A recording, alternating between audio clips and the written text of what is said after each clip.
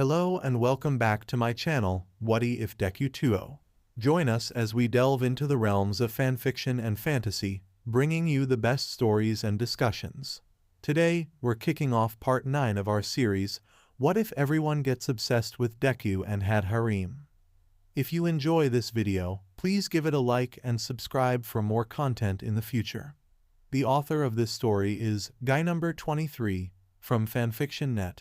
All the relevant links are in the description. Feel free to say hello to the author on their profile. Now, let's dive into the fanfic. Psycho Heartbeats. Do you have any idea of what happened, Mirio? Hado walked through the corridors with Tagata by her side. Amajiki followed them, mostly because she was holding his wrist and dragging him. I don't know, but something always happens with that class, plus I didn't hear a word from Midoriya lately. If someone knows what's going on, is the guys from one, Mirio said, while a big smile adorned its features along with his trademark determined beady eyes. After all that happened between him and Midoriya, the third-year student felt that they had a bond. Not only that, Nejier and Tamaki also worried about the green-haired teen. Well, in their own ways anyway. The trio arrived at the One classroom. By the time they should be just returning from hero training, and they expected to at least talk with Midoriya. Unfortunately, before they could speak with anyone, Aizawa caught them peeking through the door slightly open. Can you tell me what the big three want here at my class? Except for Amajiki, who just recoiled and leaned his head on the wall, the students jumped in surprise and turned to face the teacher. Aizawa-sensei, I was hoping to talk with everyone, Midoriya in special. You see, there's something that has been bugging me for some time, Tagata said with a sincere smile. Meanwhile, Hado shook her head. He's too honest. There's no way Aizawa-sensei will let us talk to them if he puts it like that. Well, they didn't arrive from the training yet, but they should get here any time now. He actually did it. But it must be a big thing since you're concerned about whatever it is, Tagata. Oh, I don't think it's nothing serious. I just wanted to talk with Midoriya about it. I see. You two worked together before, right?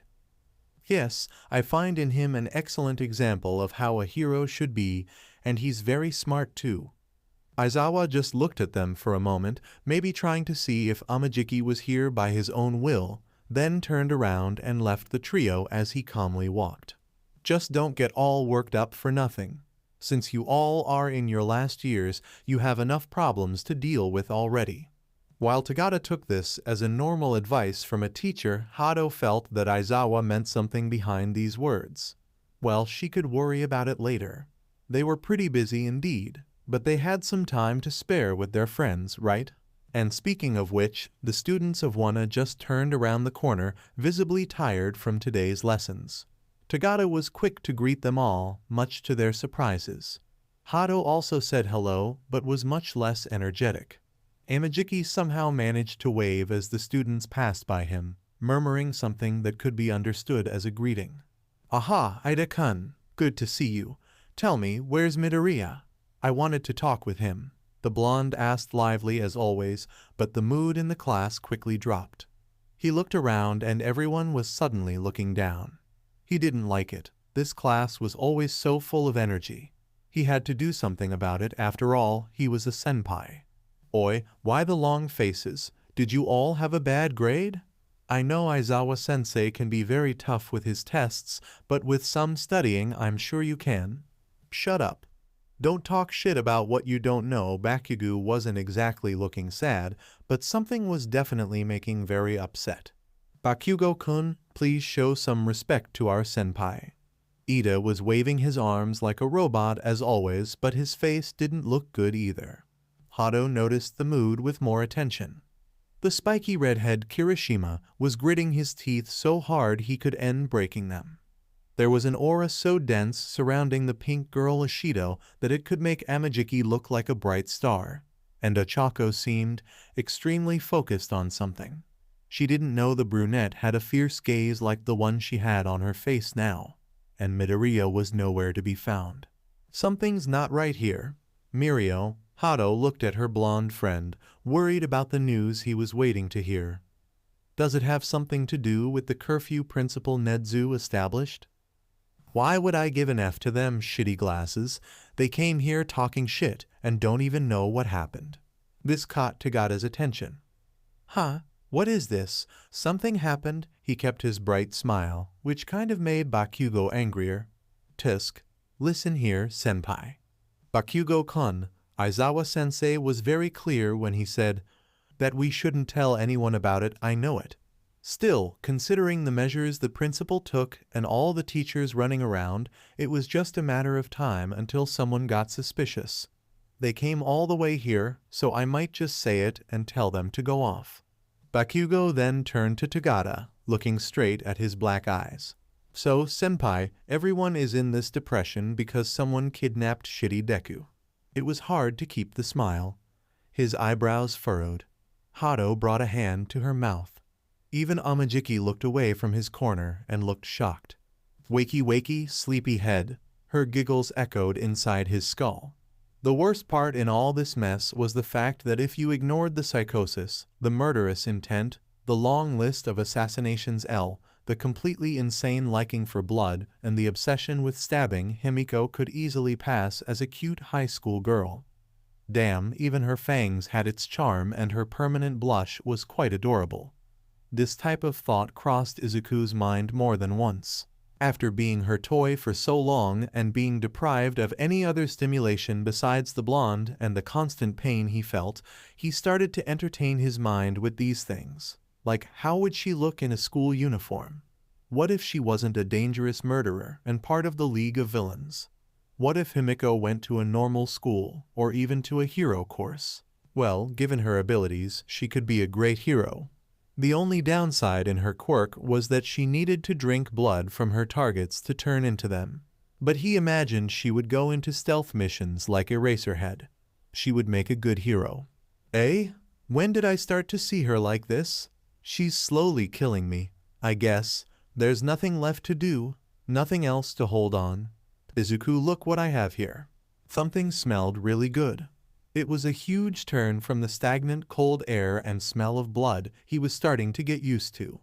Forcing his head up a little, Izuku's eyes slowly widened when he saw Himiko holding a bowl, a large one, full of katsudon. What was this, an illusion? The blood loss must have affected his brain, yet it felt so real. Actually, who cared if it was real or not? He loved katsudon. It made Izuku remember of his mother. He wanted to go home. This could bring him home. Maybe this whole time he was having a nightmare, a terrible and painfully long nightmare, and he would wake up to see his mother shaking him gently so he could get ready to school. Is that? Yes, katsudon, your favorite, dear, Himiko said, and got near to feed him. Izuku desperately reached forward to eat. Hey, wait, the food isn't going anywhere. She laughed lightly at the hurry of the green head. Something clicked on Izuku's mind. His brain insisted in working all the time, noticing the details out of habit after years of taking notes on quirks and heroes. How did you know it is my favorite food? Himiko made a confused face and quirked her head. Huh? You told me. I told you? What? When? When did he share such a personal information? Why would he do that? Just for how long he had been here. I see, hee. Izuku? Hey, no one is coming anymore. I'm stuck with you, right, Himiko? He slowly raised his head to look at her eyes. There was a wide grin crossing his lips. Don't say it like that, Izuku. But yes, you are not going anywhere away from me. After all, you have been so talkative lately. She cupped her cheeks and giggled. Really? What did we talk about? Well, a lot of things, actually. There are so many things I want to know about you. Himiko neared Izuku, touching his face gently in a way he didn't see yet. Ni, Izuku, I have a surprise for you. Since you finally started to show your love for me, I thought a lot about this, and even if I feel betrayed, I'm going to forgive you. Forgive me. Yes, I don't know exactly how to do this, but I'm really trying. You finally opened up for me, even if you kept talking about her. You really like her too, right? Like, you mean Ochaco? Yes, Ochaco. I don't like this, but since you have been behaving so nicely lately, I think I can at least do this. Behaving? Maybe she was talking about his attempts to get out. He gave up on this about 2 days ago, or at least 2 good mornings ago. His body wasn't responding as he wanted. Izuku has been on these chains for a long time, and all his muscles felt numb. The pain was also very troublesome to deal with. Most of the time he managed to drown the feeling of the cold air on his open wounds, but only when Himiko was away. When she was working on him, she demanded all his attention. All his senses had to be focused on her, otherwise she would start stabbing him. He took enough of these to know the cuts were much better. If Izuku tried hard, he could focus more on the tender and careful way she cut his skin. Her slender, pale fingers were so soft and precise that it was like he would break if she put too much strength. Himiko told him she had to work slowly or else he would just die. When did she tell him this? Izuku, you know I love you, but you can't get her out of your head, right? Well, I decided that I'll cope with that in a way we both can be happy. I only want the best for you after all. What are you talking about? She placed a finger on his lips and slowly stepped back. Then her head perked up. She looked at the direction of the corridor and slowly walked to the exit, murmuring something about who could it possibly be. Izuku just followed with his eyes until she was out of his field of vision. He heard the door unlock. He heard a loud sound, the door being slammed closed, and he heard Himiko shout. He heard on the floor above, and he heard what seemed to be fighting noises. Things apparently being broken, more fight noises, and multiple muffled voices coming from the other side of the darkness he was kept. The noises ceased, and soon he heard the door open again. Hasty steps came towards the room and found him. Izuku turned to the corridor again, and his eyes widened when he saw her, standing there and looking at him in shock. Deku-kun. Ochako. Ochaco rushed to him and stopped in front of the teen covered in blood. She covered her mouth with her hands as she looked at the damage done to his body. Oh, Chaco! What was she doing here? How did she find him? Didn't they give up on finding him? No, what was he thinking? Ochaco would never give up on him. None of his girlfriends would, neither his friends or the teachers. Why did he even doubt it? He just had to hold on, and now his patience and perseverance were being rewarded. Izuku would finally be free. There are just so many things he felt like he had to do. Incredible how being held captive made you see things differently. The teen felt like there was a greater value in small things that he didn't see before. Izuku wanted to talk with Mei about her babies again. He wanted to swim with Tsu. He wanted to listen to Kyoka's music. He wanted to read with Momo, even if her books were kinda hard to understand. He wanted to hold Toru like she held her plushies. He wanted to sleep hugging Nimiri and Yu as close to him as he could. He wanted to show off his muscles to Mina. He wanted to hold Ochaco close to him and never let go. He wanted it so bad, but the chains were holding his arms, so he found resistance. Not only that, moving his body came along with a lot of pain and effort. She was right in front of him, yet she felt so distant. Izuku tried desperately to get rid of this prison. She kept looking at him, her eyes never left his body. Oh, Ochaco, I'm so happy to see you. You don't have any idea how much. For a moment I thought you guys gave up on me. No, more than one time, but you came anyway. I'm so happy, Sob, so happy. Sob, I thought I would never see you again. His eyes were full of tears, and he couldn't wipe them away. The brunette slowly got near him. A line in the form of a smile made its way in her mouth. She stopped right in front of him and reached for him. Her padded fingers traced the scarlet lines all over his chest, going up and finding his face.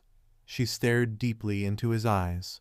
Deku-kun, I was so scared, Sob, I thought I would never see you again, but I kept looking. I felt so lonely, Sob, so cold. I need you, Izuku. I need you close to me. I will never let you go ever again. Ochaco. Her words were so warm and soothing that Izuku even forgot about the cold he felt. This dark room seemed much brighter now that she was here. Ochaco was a beam on sunlight, filling him with strength and a warm sensation. She was his life source, his hope for a better future, the exit to this endless nightmare. She leaned closer. touching her forehead on his own. It was warm. Locking their eyes together, Izuku moved ahead as far as the chain on his neck allowed, and Ochaco closed the remaining distance. He never thought he would miss this so much, her soft, small lips. Izuku was decided to never forget about this sensation even again. He would kiss her in the mornings, during lunch, after training, before sleeping. Her and all his lovers. He had to tell them they meant everything for him. He would do that right now, in fact. Izuku felt that Ochaco was smiling while they kissed. Suddenly, she held his head and deepened the kiss. Knowing her, she missed him as much as he missed her, so it was to be expected. He just didn't think she would do it right now. He slowly opened his eyes to look at her beautiful brown eyes again, but he only found bright yellow cat-like ones. It wasn't right, Ochaco didn't have eyes like these. The only person he knew to have eyes like this was. He tried desperately to back off, but Izuku was being strongly held on the kiss. He watched in terror as the image of Ochaco melted, giving place to the blonde that had been the torment of his life during the last weeks. Tears ran over his cheeks again, but this time they were tears of pure fear and desperation. The only way Himiko could transform was by drinking the blood of her target, which meant, "No, no, no, no, no, no, she, Ochaco." Himiko broke the kiss, still holding Izuku close to her. She pulled a mild, seductive act as she whispered to him, "I don't like the way you talk with her, but I'm learning to forgive.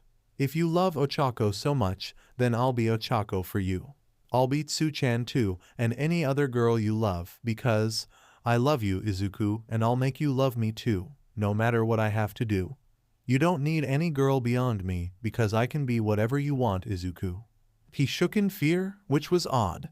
His muscles were still functional when it came to this type of reaction. Everything didn't pass of a dream that ended as quickly as it started. Izuku was bound to live in this nightmare. Himiko was caring enough to at least give him a small memory to hold on, the image of Ochaco. Yes, Himiko wasn't so bad after all. She seemed pretty jealous, but she was willing to be Ochaco when the real Ochaco wasn't here. Wait, the real Ochaco wouldn't be here, right? She would never be because Himiko needed blood. She was going to be anyone he wanted, so she would need a lot of blood. Ah, they will never come, because they are already here. Himiko brought them all, so they can't get here, but this is fine. I have everyone here, so everything will be fine. In the middle of the mental breakdown, a smile appeared to contrast with the tears on his face. Huh? What is this? Could it be that the rumors are true? So one of the brilliant students of Class 1A got captured again? Monomanito from Class 1B was being his obnoxious self as usual. Bakugo was right. After the short visit of the Big Three, now Class 1B was asking questions. There was a limited amount of time people could ignore a student missing, especially someone who draws so much attention like Midoriya. So the class rep, Kendo Itsuka, decided to talk with them. They might be rival classes, but she was truly concerned about the green-haired teen. This class surely had a way to attract problems. Unfortunately, Monoma came with her, and he seriously thought that taunting was a good way of showing his concern, which earned him a chop in the neck, blacking out the boy. Sorry about that, Monoma doesn't know how to properly show his concern for others. It's okay, Kendo-san. We're somehow getting used to it, Yaoyorozu naturally answered, being a little closer to the orange-haired girl. Say that for yourself, Ponytail. I'll beat the shit out of that bastard, Bakugo shouted, clearly angered with the comment Monoma made. That dumbass was putting him at the same level of shitty Deku. While Kaminari and Shiro held the explosive teen Tetsutetsu, who also followed Kendo, also expressed his concern. I didn't get why we were not allowed to stay out at night, but when I heard that Midoriya was missing, I'm sorry I took so long to come. I know my words won't help much, so please count me on when the rescue missions start. He was curving and all when he felt a hand on his shoulder. Looking up, he found the redhead from 1A. Thanks for your offer, we gladly accept it. Kirishima did his best to look fine, but he still felt responsible for what happened, even if at a minor level. His metallic rival seemed to notice this. Kirishima, you want to help him with all your strength, right?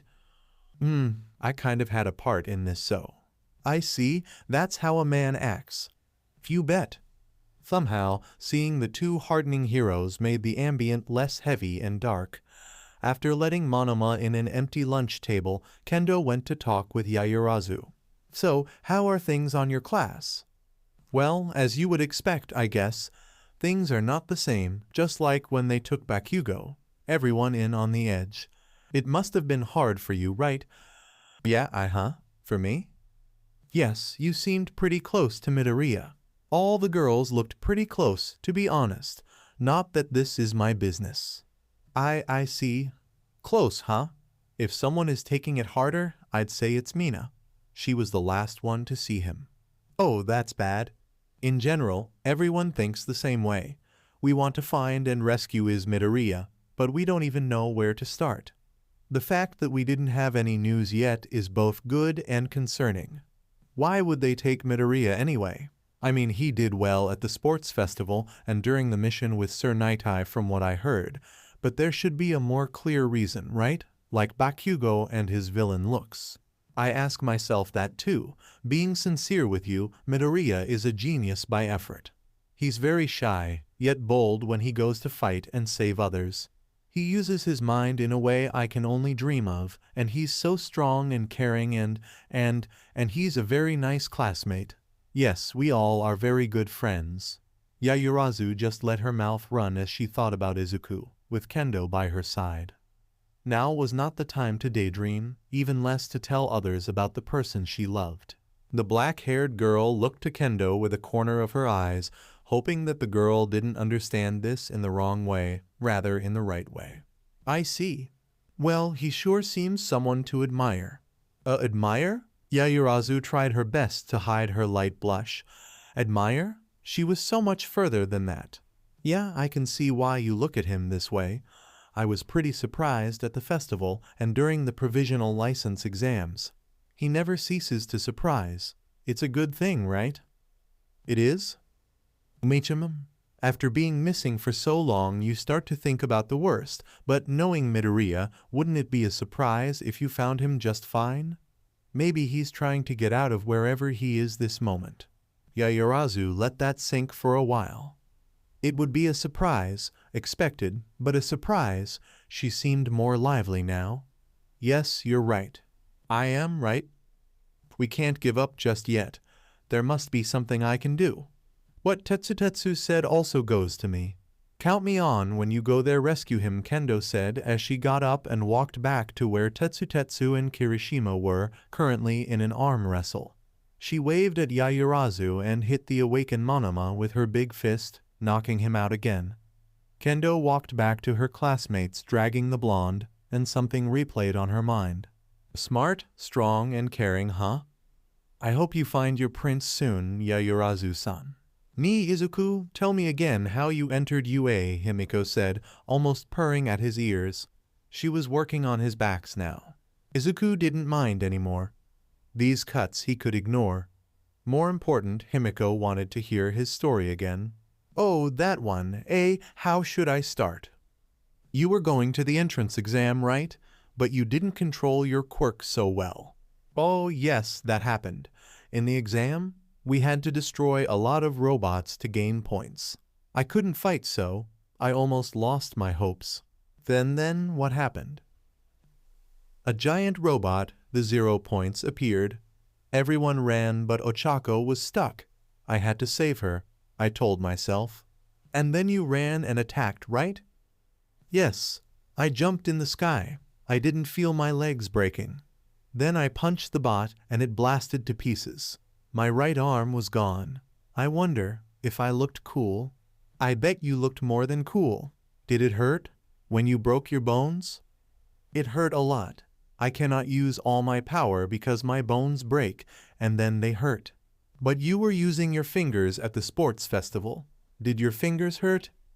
Yes, they hurt a lot too. Everything hurts, but it's okay. I'm used to getting hurt. I know. That's why I love you, my bloody hero. Himiko walked to his front and planted a kiss on his lips. Himiko, have you seen Ochaco? I wanted to talk with her. Oh, just wait a minute, I'll call her. Ochaco-chan, Izuku wants to see you. The blonde then walked to the table and opened a small metallic box. She took a small cup from it along with a glass cylinder. Inside it was a red liquid. Himiko poured some in the cup and drank it in one gulp. After that, her body started to warp as if her skin was melting, and in the next minute, Ochaco was standing there using a sailor uniform. Himiko dragged a chair, put it in front of the green-haired teen and sat, resting her arms on the back of it. "Hi, Deku-kun, did you want to see me?" Once he heard her voice, rather Ochaco's voice, his eyes lit up a bit. "Hi, Ochaco. Ah, you are using the sailor uniform again. You don't like it?" "No, it looks cute. Did you know? Himiko uses one that is just like this." "Oh, so you have been talking with Himiko-chan?" "Yes, I think she finished with my backs. It stings a bit because of the cold air, but I can ignore it. Izuku, tell me a story of how we met."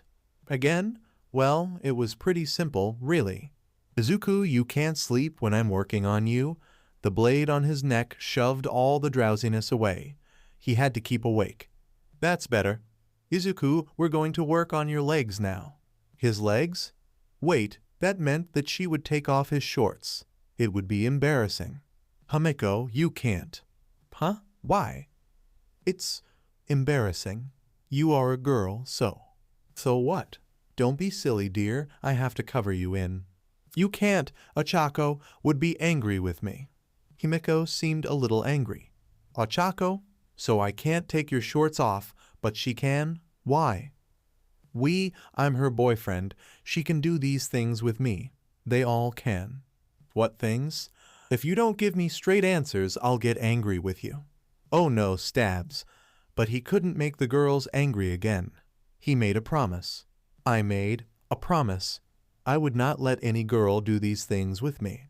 But I'm not any girl, and I'll call Ochaco, so she can say you can do whatever it is with me, okay? Himiko drank another cup of blood.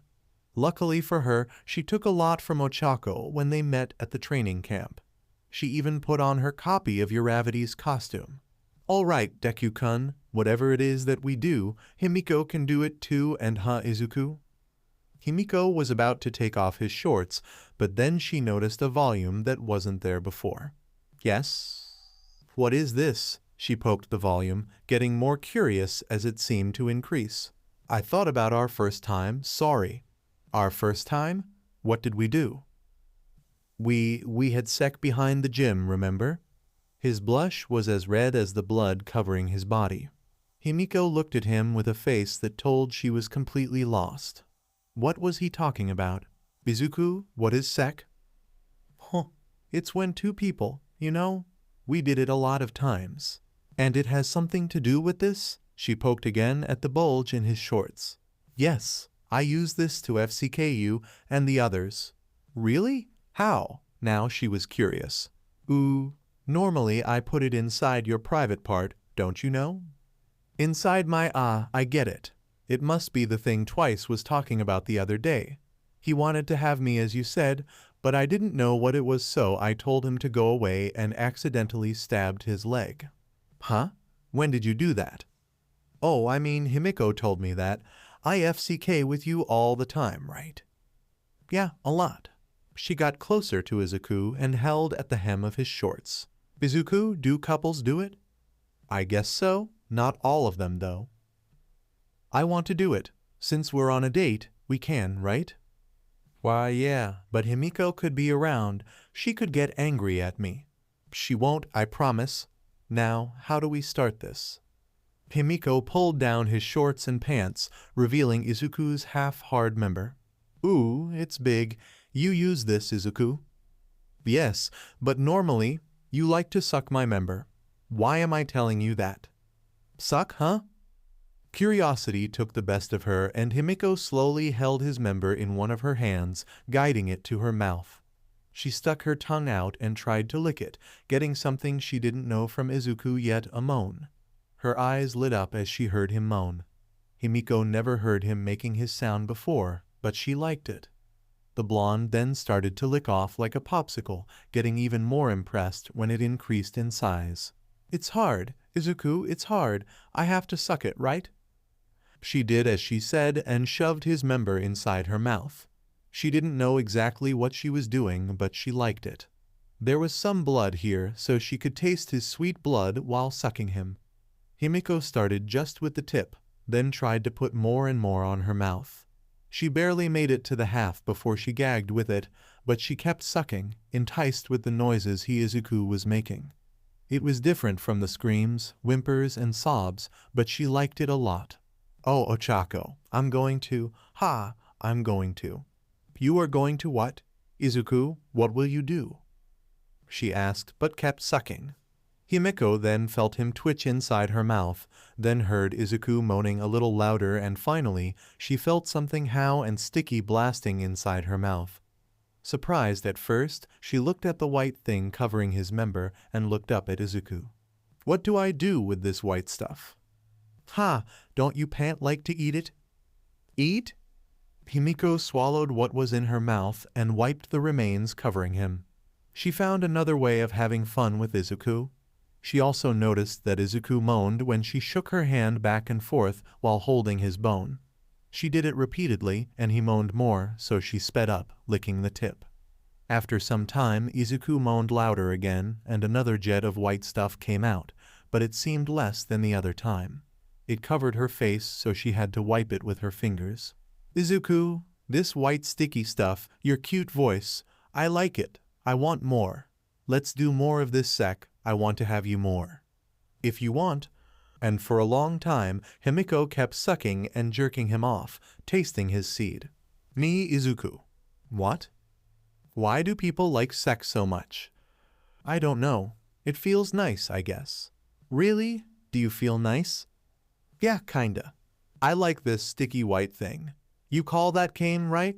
But it's boring. That's because you're only jerking off and sucking me. Oh, there's more? Yes, you should know about it.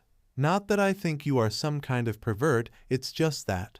Well, not everyone at my age has my experience. Hoo-hoo, Izuku, you little pervert. It's not like that.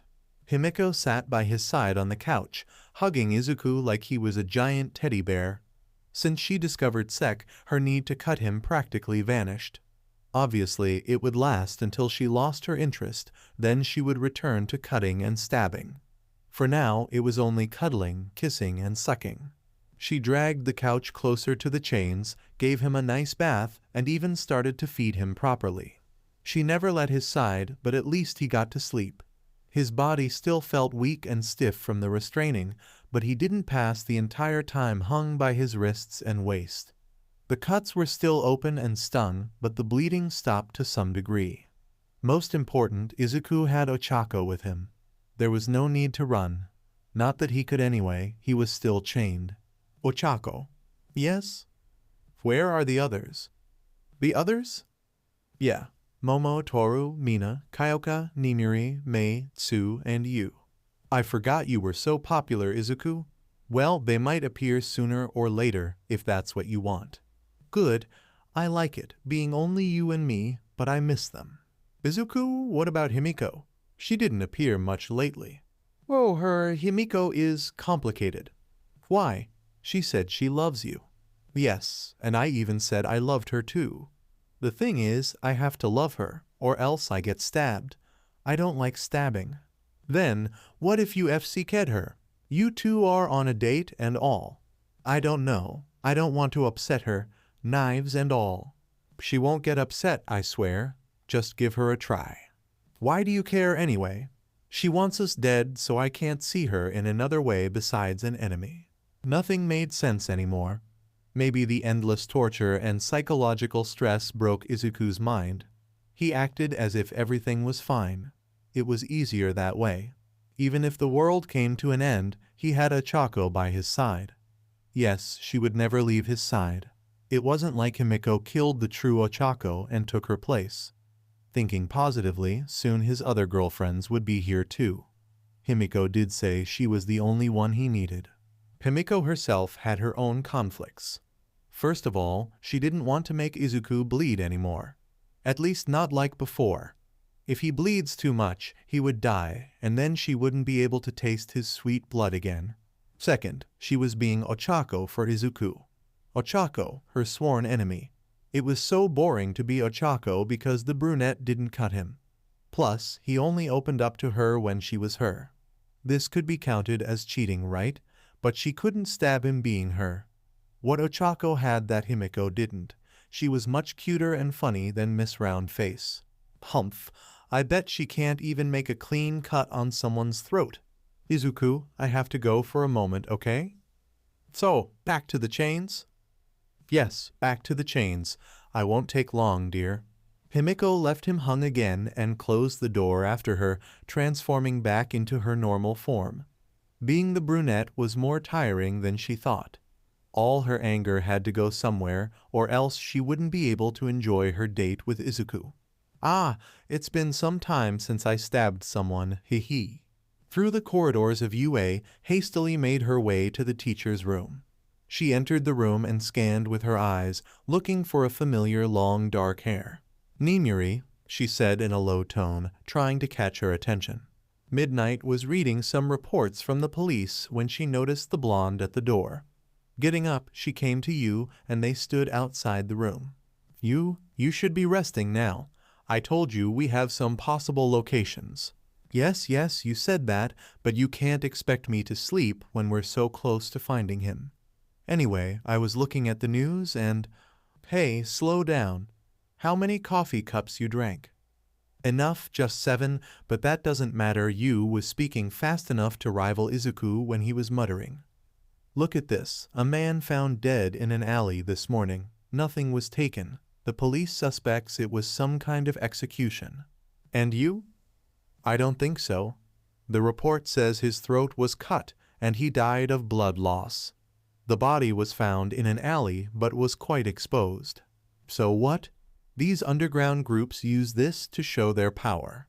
There are no marks of any known group. Normally, these groups leave a sign to identify themselves. Maybe a new group? Did you check to see if there's a pattern? Yes, and it's much better than I expected. A smile formed on her mouth, but you had determined eyes. What did you find? A lot of similar cases, all of them isolated. The victims were all cut and died of blood loss. There are even some cases with suspicions of premeditated assassination. A serial killer and a hitman acting at the same time. Why not both? You have been looking around the undergrounds, right? Didn't you hear something about a certain dangerous blonde? Toga Himiko, so you think she did this. It matches her modus operandi, and the location is near one of the possible hideouts. Nimuri thought about it for a moment. If you was right, she might reduce the options to a single target. They couldn't miss this chance. All right, I'm convinced. Then we have to tell everyone and... Wait just a moment. She held you before the blonde entered the teacher's room. Nimuri, we have to tell everyone and prepare for the mission. About that, I was thinking about it and I want to do this myself. Are you serious? The League of Villains is involved. You can't just enter there and rescue him alone. Don't you remember the last time we faced them? You felt that she could have died that time if it wasn't for Genist saving her and the other heroes. Even if All for One was imprisoned, they could have other serious threats. I don't plan to go there alone. What I meant is that I want to save him with my own hands. I think you feel the same, don't you? Yu's eyes widened in realization. So you're planning to trick everyone and take that location? With what team? Few, me, and the girls. Nimuri, this is madness. We can't put the kids in danger like that. I would say that 2 days ago. Didn't I tell you what Ochaco did? They want to do something as much as we want, and they'll take action even if we tell them to stay out of it. Wasn't it like that with Izuku when Bakugo was kidnapped? I know, but isn't this too much, even for them? One way or another, Class 1 went through a lot of things, and every time they surpassed the expectations. They'll be fine. We are going to be there and protect them, right? Nimuri out her hand on Yu's shoulder, reassuring the blonde. All right, I'm in.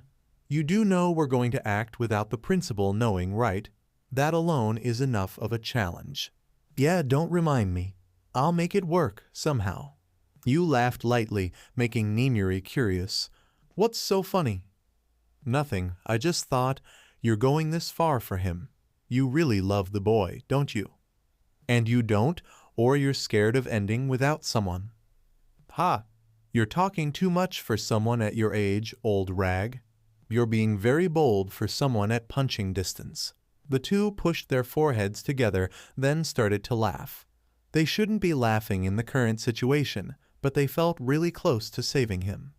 This was more than enough to make them feel better than a week ago when they didn't have a single idea of where he was. She watched the scenes playing on the screen without blinking. She was so curious about it that she had to know how to do it. Himiko decided to watch one of these videos where people had sex, and now she couldn't stop. So this is what Izuku meant when he said there was more. She had been watching for some time now, and Himiko started to imagine herself doing the same things she saw with Izuku. As her mind wandered through these scenes, she felt her body temperature rise, especially between her legs. It was an odd sensation, but she wasn't really sure about what to do. What did the woman in the video do? Oh right. Laying on her bed, Himiko held the phone with one hand while the other wandered down to her lower regions. She just put her hand in the middle and squeezed her legs. It was something like that. She kept watching and squirming as her core got more wet and hot. She had to do something about it. Izuku, you know how to take care of this, right? She said to herself, burying her face on her pillow. Oi, Toga, where have you been all this what? Close the damn door. Dabi appeared at the door, but the moment he looked up he found the blonde laying on her bed, with one hand holding her phone and the other between her legs. He didn't have to listen too much to know what she was watching, so he just spun around. I never thought she would do something like this.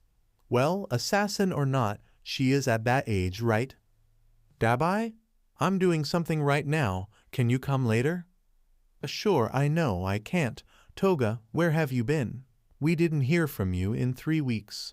I told you when I left, didn't I? I'm on a date. Dabi knew her idea of date. Toga left all the time to torture the first unlucky guy she found cute or interesting. The problem was that it usually took 2 or 3 days for her to lose interested. This time she was taking way much longer, and Dabi started to have some suspicions based on her latest interest, Midoriya Izuku. Still, he didn't bother looking for her until now because it was none of his business. Shigaraki, on the other hand, liked to know where all his players were, so the guy told him to look for the little psycho. Dabi expected to find Toga covered in the blood of someone else, not doing that thing she was doing. Twice would kill to see her like that. Then again, none of my business. Still, where she had been all this time. Toga, you know pretty well that Shigaraki wants to keep contact all the time. Keep the damn phone turned on. But it would be rude to receive a call during my date. I don't care, just keep it turned on and near you. Anyway, you didn't get bored from this date yet? Bored? How could I? I have been spending so much time with my soulmate. Whatever.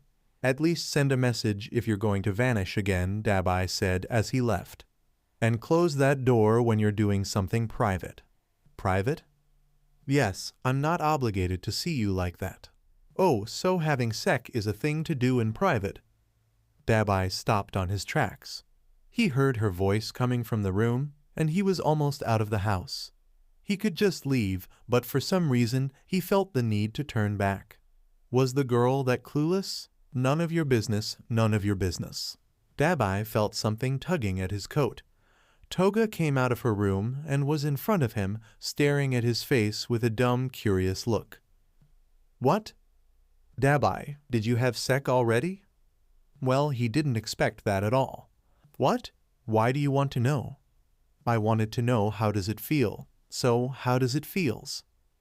What passed through her mind was something Dabi always asked himself, but today she was completely insane. How should I know? If you want to know so much, then do it yourself, like I care about what you do and who you do with. He left the hideout quickly, leaving Toga alone. This definitely wasn't his business. The less he knew about her personal life, the better. From all the shit he had to put thought with, being some kind of babysitter for her was the worst of all. He would end in a bad situation because of her one of these days. Wait up, soulmate? Once again Dabi froze in place. Don't tell me. He ran back to the hideout and to her room, only to find Toga back in her bed, missing her skirt. So that's the reason why the patrols were intensified lately. More heroes and police formed a task force to find one of UA's precious students. They must be thinking we're the authors of this action. Shigaraki just received a call from Dabi. He found Toga and apparently she captured Midoriya Izuku. How did she manage to do that alone, he would ask later. Right now Shigaraki had to think how to turn this situation to his favor. This wasn't on my plans. Technically, the League can take the authority of the kidnapping since Miss Toga is one of us. It would be a serious blow to their image, knowing that a single agent managed to break their defenses and take one of their students, Kirigiri said as he cleaned the glass cups with a white towel. Surely the image of the heroes would suffer great damage, but the problem is the time.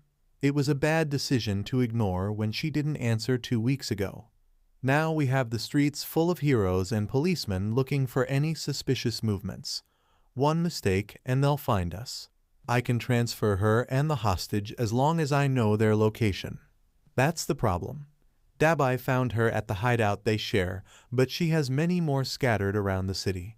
She could be keeping Midoriya Izuku in any of them. And she didn't tell Dabi where Midoriya was. Shigaraki scratched his neck nervously. According to Dabi, Toga said she was on a date with Midoriya, which meant she had been torturing him in some kind of distorted dating sim game. The end to the green-haired teen could only be one death, and he was more valuable for his plans if he kept being alive. He knew the location of her hideouts and he even could narrow the options, but there was no time to check them one by one. This would spread his forces thin, but he had to act quick. The blonde killed him, or worse, before the heroes found him. That Dabi. Just because he never went on a date, he wants to ruin mine with Izuku. Well, I kind of feel bad for him. His scars look nice, but he has a terrible personality. Izuku, I'm back. The green-haired teen looked up from his spot, looking at her with a neutral expression. Hi, Himiko. Just that? Humph. I bet Ochaco would get a much warmer welcome. Izuku, dear, I'll call Ochaco here, okay? Really? Thanks, I was wondering where she went to. Izuku, this is cruel, did you know? Himiko drank some blood and changed into her copy of Uravity's costume, transforming into the brunette after that. Hello, Deku-kun, I'm back. Ochaco, you came again. Of course, sweetie. I can't be away from you for long now. Let's take you down, Himiko said as she released the chains, letting Izuku fall on his knees. She helped him to sit on the couch and then sat by his side. Izuku, I was thinking about something. What is it? I want to have sex with you. Huh? Haven't we been doing this for some time now? No, not only that. I mean doing it for real. I don't get it. We already ouch. Ochaco, please be careful. I'm still covered in cuts and my muscles are sore, so arg. Ochaco? Himiko Ochaco climbed on Izuku, hugging him as tight as she could, which made some of the wounds open more and bleed again. Izuku didn't care much about them, but Ochaco was acting weird. Coming to think about it, she had been acting strange lately. Izuku, I want you. I want to have sex with you. Couples do that, right? I want to have two, Izuku. She rubbed her body on his, just like she watched before. Himiko felt the place between her legs get hotter and wet. She wanted Izuku to do something about it. Izuku, I feel so hot. When I think about you, let's have sex, sweetie. She was already short-breathed out of eagerness. I'm still hurt, but if you want so much. His whole body was sore, and it was hard to move his arms, but Izuku made an effort. With some help, he removed the pink belt and large boots. In no time, Ochaco was completely naked. She was quick to remove his shorts and underwear. She hovered above him, breathing heavily and with a strong blush on her face. Let's do it, Izuku. You seem pretty eager. It's not like we never did it before. Izuku laid his hand on her butt, squeezing her a little, which surprised Ochaco. She kept her eyes glued on his, waiting for Izuku to take action and show her why people liked so much to have sex. She was curious to no end. Then Izuku lowered her into his hard member in a single move. Her eyes widened. "It hurts," Izuku froze in place.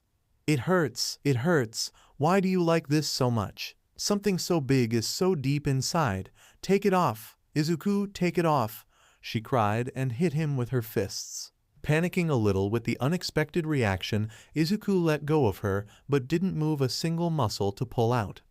Instead, his hands held on her shoulders while she dug her nails on his skin. "Ochako, what happened? Where does it hurt?" "Where you put your huge thing. Where else? Take it off, Izuku." Tears formed on the corners of her eyes out of pain. Did you get hurt? Down there? If so, you should have told me." "It is hurting. Just take it off, Izuku." "It hurts?" Himiko Ochako stopped hitting and clawing Izuku, though she was still breathing heavily. "Sorry, Ochako, but if you're hurt you should tell me before. I'll go easy, okay?" As he said that, Izuku held her waist and started to move her up and down, trying to be as gentle as possible.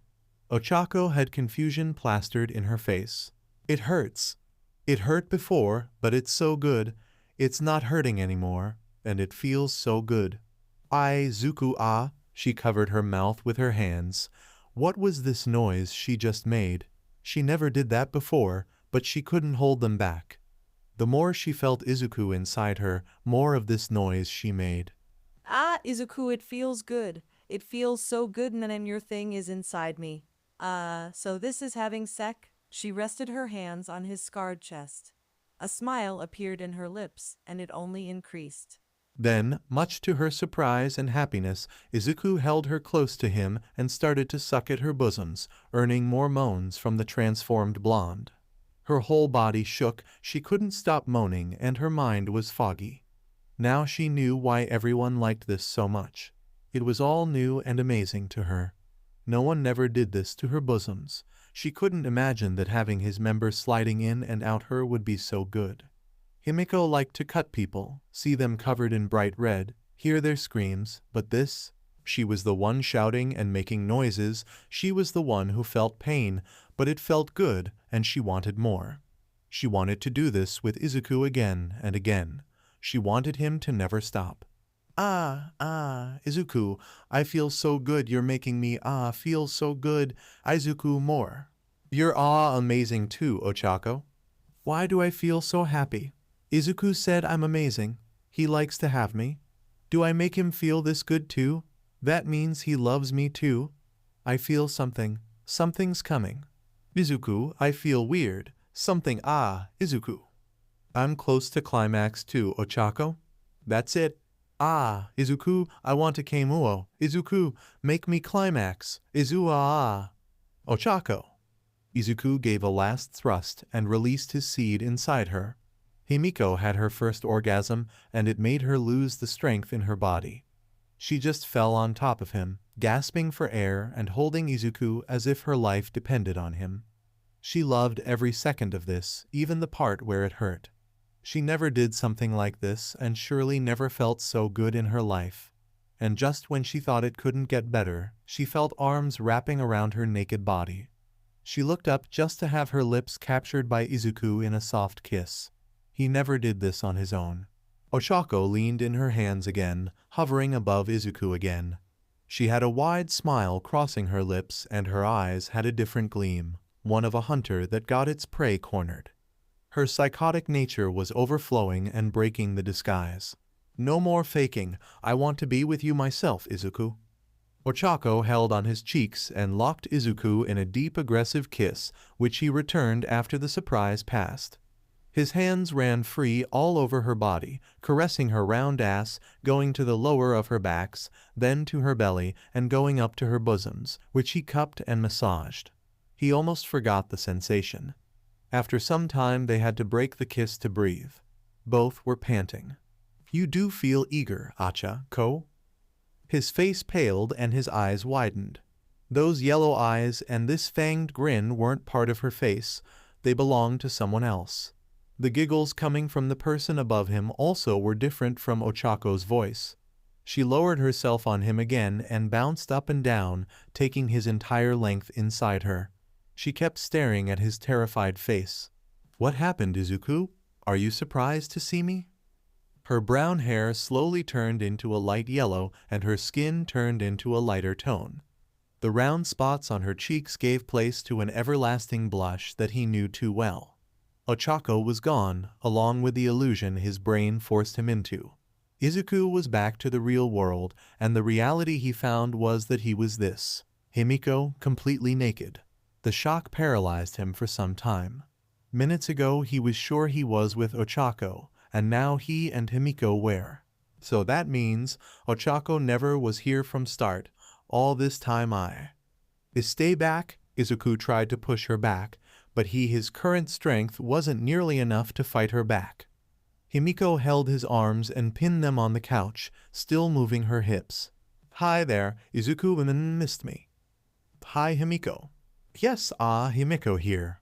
Not Ochaco, or any of your old girlfriends, just me, and you yawn. Again and again. And then more. And no, I can't, let me go, ha. But we were, doing a while ago. I loved it, and you loved it too." "No, I didn't. "Yes, you loved it. You loved having me. You just thought that I was, Ochaco, but you loved it. I want more. More, Izuku. I want to feel your huge member inside me. Yes, Izuku, more." "Let me go, Himiko." You don't understand. I'm not going to be her again. I won't be Ochaco again. Izuku, you'll only FCK Himiko from now on. Yan, Himiko, stop.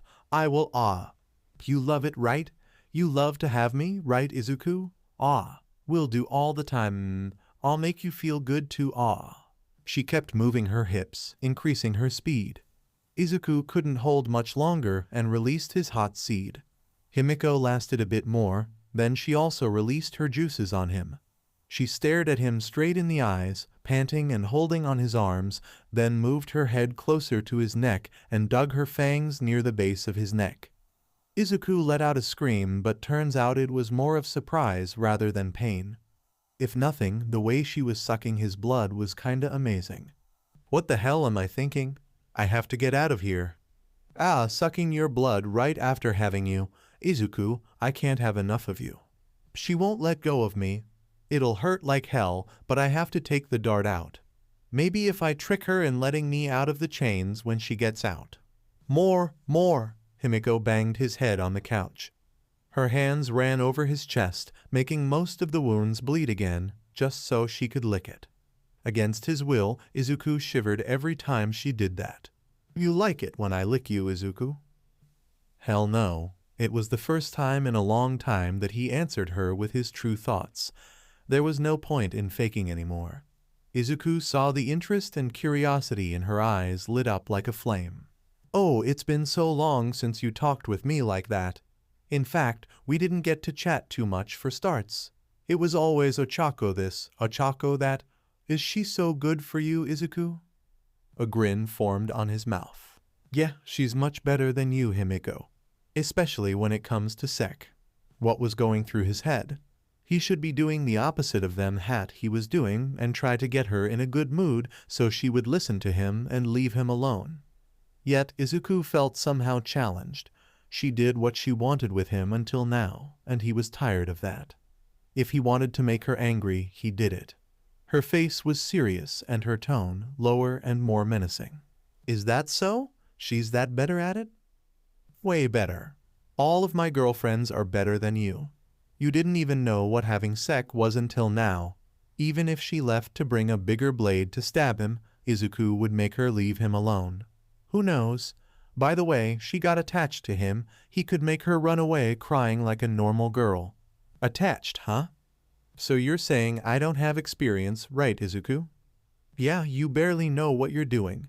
Maybe if I didn't have these chains, I could show you how it's done. I think I have a talent for it, you know." Okay, now he was being very arrogant, but he was willing to try anything, if that could help him get free. Then Izuku noticed she was shaking a bit. She was laughing. "I see, ha ha, Ha ha ha ha. Of course, I'm not like them. I'm totally new at this, but she looked down at him. Her eyes shone with a twisted mix of curiosity and lust. I'm a fast learner. Plus, I like to do things with my own hands so I can understand them better. If I want to see someone bleed, I might as well use the blade myself, right? Himiko dragged Izuku out of the couch and hung him again. She circled around him, tracing the marks she made on him with her fingers. Stopping in front of him, Himiko held on his shoulders and raised her right leg, wrapping it around his waist. Izuku felt her pressing her warm body against his. Himiko cupped his cheeks with one hand and forced Izuku into another kiss. After breaking it, a wide-fanged grin crossed her lips, slightly red from the blood she drank. Izuku, how long do you think it'll take until I'm on the same level as your boring girlfriends? Huh? You really think you can do that? He was bluffing. Izuku was a bit worried inside. Let's find out. I'll take you, Izuku. I'll do you so good you'll forget about them. You'll fall in love with me so hard you won't think about anything that's not me. Ha ha ha ha. They are better than me. Then I'll be the best there is. We'll do it again and again until I hear from you, Izuku, that you love me and only me. And then, we'll keep going. So his plan backfired. Himiko was determined to make him love her. Izuku pondered for a moment whether he preferred this or the cuts and stabs. Well, this wasn't going to put his life in danger, so he could endure whatever she might try. He had to keep focused, though. Izuku wasn't with his head completely in place yet. One slip, and he could lose his grasp in reality again. No matter what happened, he couldn't bring himself to like it for a single moment. Himiko adjusted herself and guided him inside her again, quickly moving her hips back and forth. Her eyes focused intensely on his as if it was some kind of staring contest. She didn't try to hold her moans as she kept moving with increasing speed. At some point she held on him and wrapped her other leg around his waist, making it hard for Izuku to stand up, even with the chains holding him. His muscles were so sore that he felt them burning with the increase in weight. These sensations, along with the cold air chilling the parts of his body Himiko left wet with her tongue, and the stinging from the cuts made it very difficult for Izuku to keep his mind straight. Ah, what's up, Izuku? Your face is telling me Uo. You're liking it a lot. Didn't you say I had a lot to learn? That's nothing ha Nimuri, can this kind of thing much better. Then let's keep going. Yan, we have all the time in the world. Himiko smashed her groin against his, moaning louder and holding tighter on him. Izuku, I'm going to climax, I'll make you exclamax with me As Himiko came again, she bit his neck again in the same place. Izuku came together with her, much to his annoyance. He couldn't help it when she did it like that. And she was biting him again. Come on, just because she had fangs and her quirk was related to blood. She stood still for a minute, still with his member inside her. Between pants, she kissed him some more. So, what do you think? Huff, I saw this on a video. So you have been watching porn to know what to do? Really? This seemed oddly familiar. I'm a curious girl. The next one is from the same video. She let go of Izuku and pulled the chains, forcing him to lay his back on the floor, with his hands above his head. You look so good like this, Izuku, Himiko said as she sat on his lap, slowly rocking back and forth. And you look like a crazy bitch from here. Aw, you flatter me. Himiko lowered herself on his member and moved her hips with intensity, resting her hands on Izuku's chest. How long do you pretend to fake that you Uo don't love it? Are you kidding? I could last all night long, if that's all you can do. Himiko went faster again, now digging her nails on his skin. Both were breathing heavy and sweating a bit, despite the cold air of the room. The blonde leaned down and, surprisingly, started to suck at his chest. W, what the hell are you? What? You did the same with me, didn't you? Yes, but oh, son of a... Heh, you like this, don't you? I'm already doing that. Himiko got close to his neck again and bit the same place, reaching her climax shortly after together with Izuku. Are you going to bite me every time? Tasting your blood when you make me climax, it's delicious. Himiko moved and sat on top of his chest, making circles with her fingers around her wet hole. What are you? I love to taste you, Izuku, so I thought you'd love to taste me too. And then Himiko locked Izuku's face between her legs. The way she did this didn't allow him to breathe, and Izuku tried desperately to get out of there, but it only worked to please Himiko even more. Like it or not, Izuku tasted and swallowed her juices after she came again. A little bit longer, and he would black out due to lack of air. She leaned her hands on the floor while she caught her breath. Izuku was in a similar condition. What? Already tired? Izuku, my love, for you, I'm never tired. She turned around and changed her position. This time she was leaning on her hands and knees, but with her backs facing Izuku. She guided him to her entrance and started to move her hips quickly. You could help me here, the girl in the video. She seemed to be liking it a lot, yawn. Keep dreaming, huh? You say that, but Eminem, you're liking it too, right? What are you talking about? We never chatted like that before, so you're starting to love me, Asha? Yes, Izuku always ignored her while she tortured him. She acted like it was a normal date while he was in great pain because of her. He wasn't going to play her game. He only started answering when he noticed it would make her less prone to do serious damage to him. His mind was weak, a thing he was ashamed of, so he had to do something to keep himself bound to reality, even if it was talking with Himiko. It was a constant reminder that Himiko was Himiko. That's the stupidest thing I ever heard. Don't be so shy, Uo here. Help me out. Himiko reached for the chains and brought his hands to wrap around her waist. I'm not being shy. Izuku held her tight and thrust his hips together with Himiko. If she was thinking she could do whatever she wanted with him, she was going to discover she was very mistaken. Yes, more, just like that, Izuku. Shut up, Himiko. They came together again. Izuku noticed that one for all made things a lot easier. Still, he was surprised with his current stamina. Maybe it wasn't all in his quirk. Himiko let her body fall on top of his, still savoring the warm feeling of his hot seed coming out of her. Don't you feel better now? Huff, it's more delicious if you take some action too. Shut up, Yeah, you don't love me yet. She turned herself and hovered above him. But be honest, Izuku, you really didn't like any part of this? I didn't. Not a single bit. I wonder if you would like it if I was Ochaco. Himiko changed her form just to tease him. I know you're not Ochaco. That won't work again. Really? I could be any girl you can imagine. I'm very good at copying the others. You wouldn't know the difference. Stop using her face. You want me to love you as Himiko, don't you? Oho? Someone is afraid of losing its head again. Just admit, Izuku, you love me. I don't love you. Sigh, then we keep doing. I can tell by the way your face is that I'm getting better. Be careful, you might end crazy if I get too good at it. I heard insanity is contagious. Himiko pulled the chains and Izuku was on his feet again. She pushed him to the wall and pulled the chains linked to his wrists so his arms were around her neck. Himiko had her backs turned to him. She leaned on her hands, bringing him down with her. Ni, Izuku, I think this is called anal. Does it feel good too?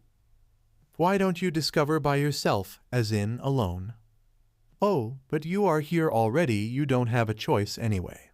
Himiko guided him to her hole, feeling the tip touching the unexplored place.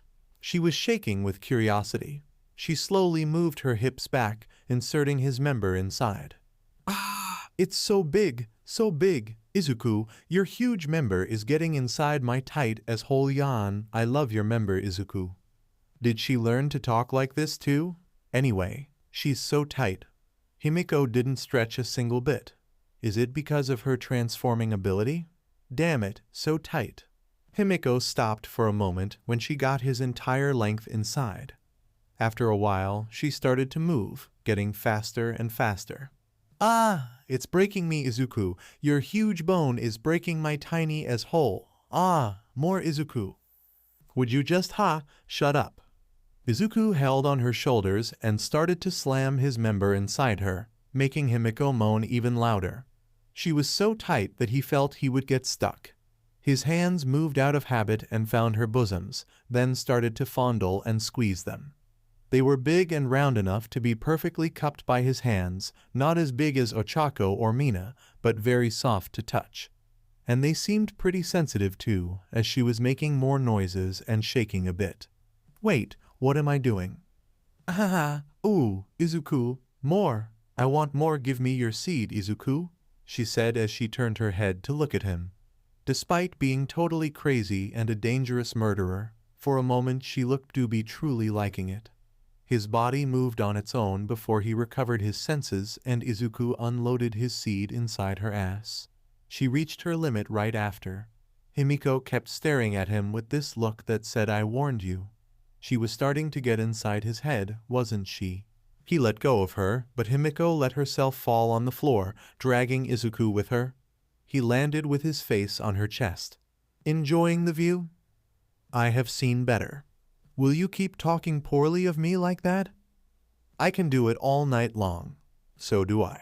Izuku tried to get up, but the moment he got on his knees, Himiko wrapped her legs around his waist. The extra weight forced him to lean his hands on the floor. Come on, Izuku, you know you want to have me. Trust me, you don't want to know what I want to do. Ooh, scary. Why don't you play the bad boy with me, huh? Did you learn that all by watching porn? Maybe, maybe not. All I know is that we'll keep doing this until you can't live without me. I don't care about what you'll do to me or how long will it take. I only want you, Izuku. As she said that, Himiko put his inside her again and started to move her hips. Once again her eyes never left his. Izuku was starting to getting used to staring at her face, covered in a permanent blush that now was much more intense. If it was any of the girls instead of Himiko, he would hold firm on her hips and pull her as close as he could, making sure to out his entire length inside, hitting sensitive spots and sucking her bosoms. If it wasn't Himiko, he would be enjoying it, right? Unfortunately, he wasn't so sure anymore. Izuku was trying hard to let her get to his head, but Himiko was making this an impossible task. It took longer for them to reach their climax, give her the position, and the fact that Izuku didn't help a single bit. Himiko didn't seem to care. On the opposite, she looked more and more motivated. Getting up and pulling the chains, she forced Izuku to stand up. Holding the chains that held his wrists, she turned her back to him and lifted her right leg so it was resting on his right arm. She pulled the chains with one hand, raising his arm and her leg even more, then turned her upper body to look at his face. She got closer to his ears and whispered, "It would be so much easier and fun if you were less stubborn. I won't say what you want to hear." Huh? I didn't even mention that. You're seriously considering whether you love me, right? I can wait for your response. You're not going anywhere. But right now, don't you want to have me for real? I feel like I'm the only one having fun. How about never? Sigh, at least you're talking with me. That alone is a great improvement since we started our date, right? Kimiko guided him inside her wet hole again, moving slowly and moaning in a low tone. She twisted herself a bit and reached for him again, biting his ear and licking where she dug her fangs before, which made Izuku shiver a little. Himiko rubbed her free hand over her slit while she slowly dug her fangs at the base of his neck, moaning while she sucked more of his blood. Izuku didn't want to admit, but hearing her making these noises and feeling her sucking at his neck again was making him even harder. She let go and whispered to him again. "Izuku, if you only knew how amazing you are making me feel, I feel you stretching me every time your member slides inside me. Ooh, my legs are so open. I feel every inch of your member, Izuku. Do you feel that too?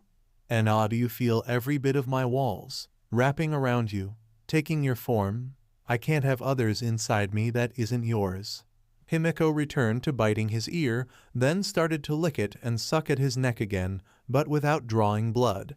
She kept teasing him like this while she slowly moved her hips, moaning and making sure that Izuku was aware of the pleasure she was feeling. "Izuku, I'm going to climax again, ah." Himiko took a moment to catch her breath, then released the chains, letting Izuku fall on his knees. She got at his eye level and locked him in another kiss. Before breaking it, she bit his lower lip lightly. "Do you love Izuku?" she said, holding his face on her hands. Izuku raised his eyes and looked straight at her bright yellow eyes. "No, never. We'll see about that. So, how should we do it now?" The girls got up in the middle of the night because they received a message from Nimiri. They all gathered outside the Wana dorms, still half asleep. Nimiri was the last one to join the group. "That couldn't wait yawn until morning, Nimiri-san?" Momo asked while rubbing her eyes. "It could, but I thought you'd want to know about it as soon as possible. We're going to rescue Izuku." All the tiredness vanished from their faces. "Really?" Mina glued on Nimiri, holding her arm tightly. "Ribbit, did they find him?" "Not exactly," Nimiri answered. "Thanks to May, I got some info from an underground inventor. There are some places where Toga Himiko could be keeping Izuku, so we're going to break into all of them at the same time. You found a case that points to Toga, so we're going to storm the hideout in that area." "Wait, when you say we, you mean us too?" Ochaco took a step forward. Everyone stared at the Nimiri with expectant eyes. "Yes, you too, though I guess not everyone should go. It was pretty hard to convince Nedzu to let me form my own team and get this exact location." "Well, that's where I step back. Sorry, girls, I'm not exactly the combat type." "I wish I could help, though," May said, scratching the side of her head. "Don't talk like that, May-chan. If it wasn't for you, we would still be looking for him," Toru was quick to reassure the young genius. "The details I'll pass when the time comes. I will enter with 3 of you. The others will stay back as support with you. We detected some suspicious movements of the League. There's a chance they will try to move Izuku somewhere else. If they succeed, we're back to where we started." They all looked determined, some more than the others. Before everyone returned to their rooms, Nimiri called Ochaco. "Nimiri, I know did something wrong, so I understand if you keep me out of the strike team and—" "Are you kidding me? You're one of the best in close combat. We'll need that since the hideout is a closed space. You will turn giant in the worst case, and I could knock off my team if I use my quirk carelessly. But what I did was stupid, I know it. But I told you before, didn't I?" Nimiri got at her eye level. "You want to bring him back as much as any of us, don't you? I couldn't let you out of that." The older woman pulled Ochaco in a quick hug. "We promised we were going to bring him back, right?" Ochaco returned the hug and then let go, looking lively as she used to be for the first time since Izuku went missing. "Yes, that's a promise." At an unknown location, Shigaraki sat at one of the bar stools. Kurogiri entered the room and noticed he was scratching his neck again. "Still without news on Miss Toga's location." "She's pretty hard to find when she wants to be left alone. We're taking too much time checking the hideouts, not to mention the risk we're taking. So what is your plan?" "From the 8 hideouts in this city, we searched 3 of them. Call everyone and get some random thieves, a gang or something. We have to get our hands on the boy before things get more complicated." "I see. I suppose we should be ready tomorrow by night." "Excellent." Shigaraki scratched his neck even more. "Your game of dating is about to trigger a big event, Toga. Back to home. We will initiate the mission in 5 minutes. Everyone be ready to enter the locations. We can't let that opportunity pass." Nezu spoke through the communicator, transmitting the last directions for this mission. A few hours ago, the police confirmed the information Midnight got from the inventor malware, at least 8 different places that the assassin Toga Himiko used as hideouts. The surrounding areas of the buildings were being monitored by a large task force. If there were any villains around, the police would be ready to react and contain the damage. Reuniting lots of pro heroes, Nezu organized 8 different squads with 2 teams each. The strike squad would be the one entering the building, 1 pro hero and 2 students with a provisional license. The support team would guard the entrance, watch out for escape attempts, and help with the rescue once the strike squad got out. Nezu thought about this with extra care. There was a great chance that the League would make a move tonight. It was strange that they didn't act until now. Their purpose, kidnapping Midoriya Izuku, the methods they used, and the lack of activity at all were his concerns. If the word of Shigaraki's former mentor, All for One, was to be trusted, this wouldn't be a pattern the young villain would follow. He was determined to taint the image of you, and degrade the reputation of heroes face the society. That left him with two possibilities. A new agent entered the equation. If that was the case, they didn't have any idea of their numbers, capabilities, or intentions. The other one was that the League had already reached their objectives. Though the latter option was more concerning regarding his students' integrity, the former was much more troublesome. To think that an unknown group, or even worse, a single agent, managed to slip through their defenses like this was terrifying. In both cases, Nezu wouldn't take any risks without the proper countermeasures. Sitting next to the animal genius, Toshinori was as worried as the principal, if not more. He hated having to use this method again, but All for One was the only connection he had with Shigaraki. Unfortunately, the man taught the young boy what he knew. Shigaraki saw this whole crusade against the hero society as a game, and to All for One, keep hidden all this time wouldn't bring Shigaraki any rewards. If it was on his plans from the beginning, he should have acted already. Along with this and the safety of Midoriya, something else or someone else worried All Might.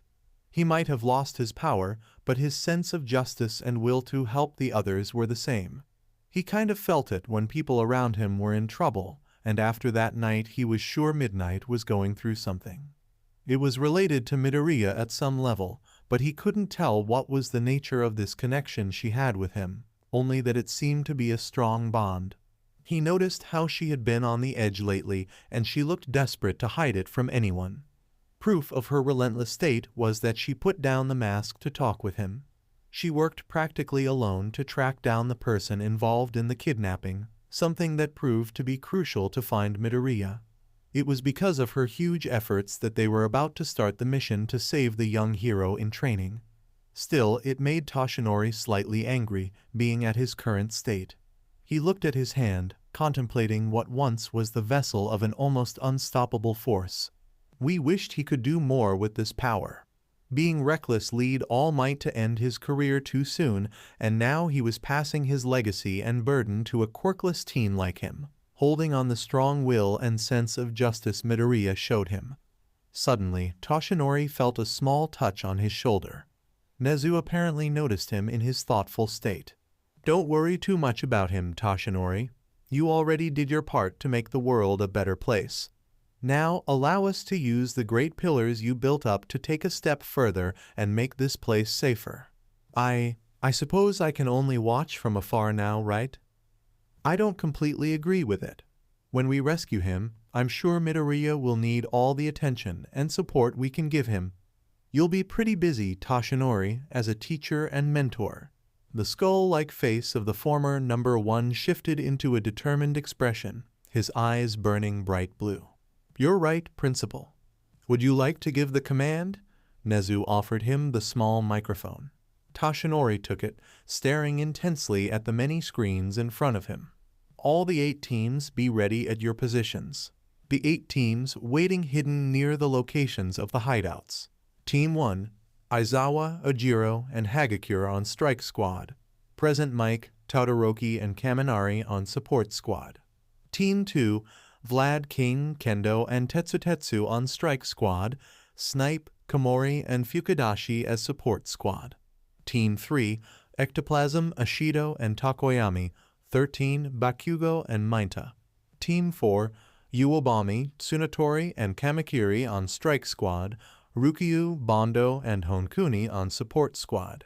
Team 5, Fatgum, Kirishima, and Ida on strike squad.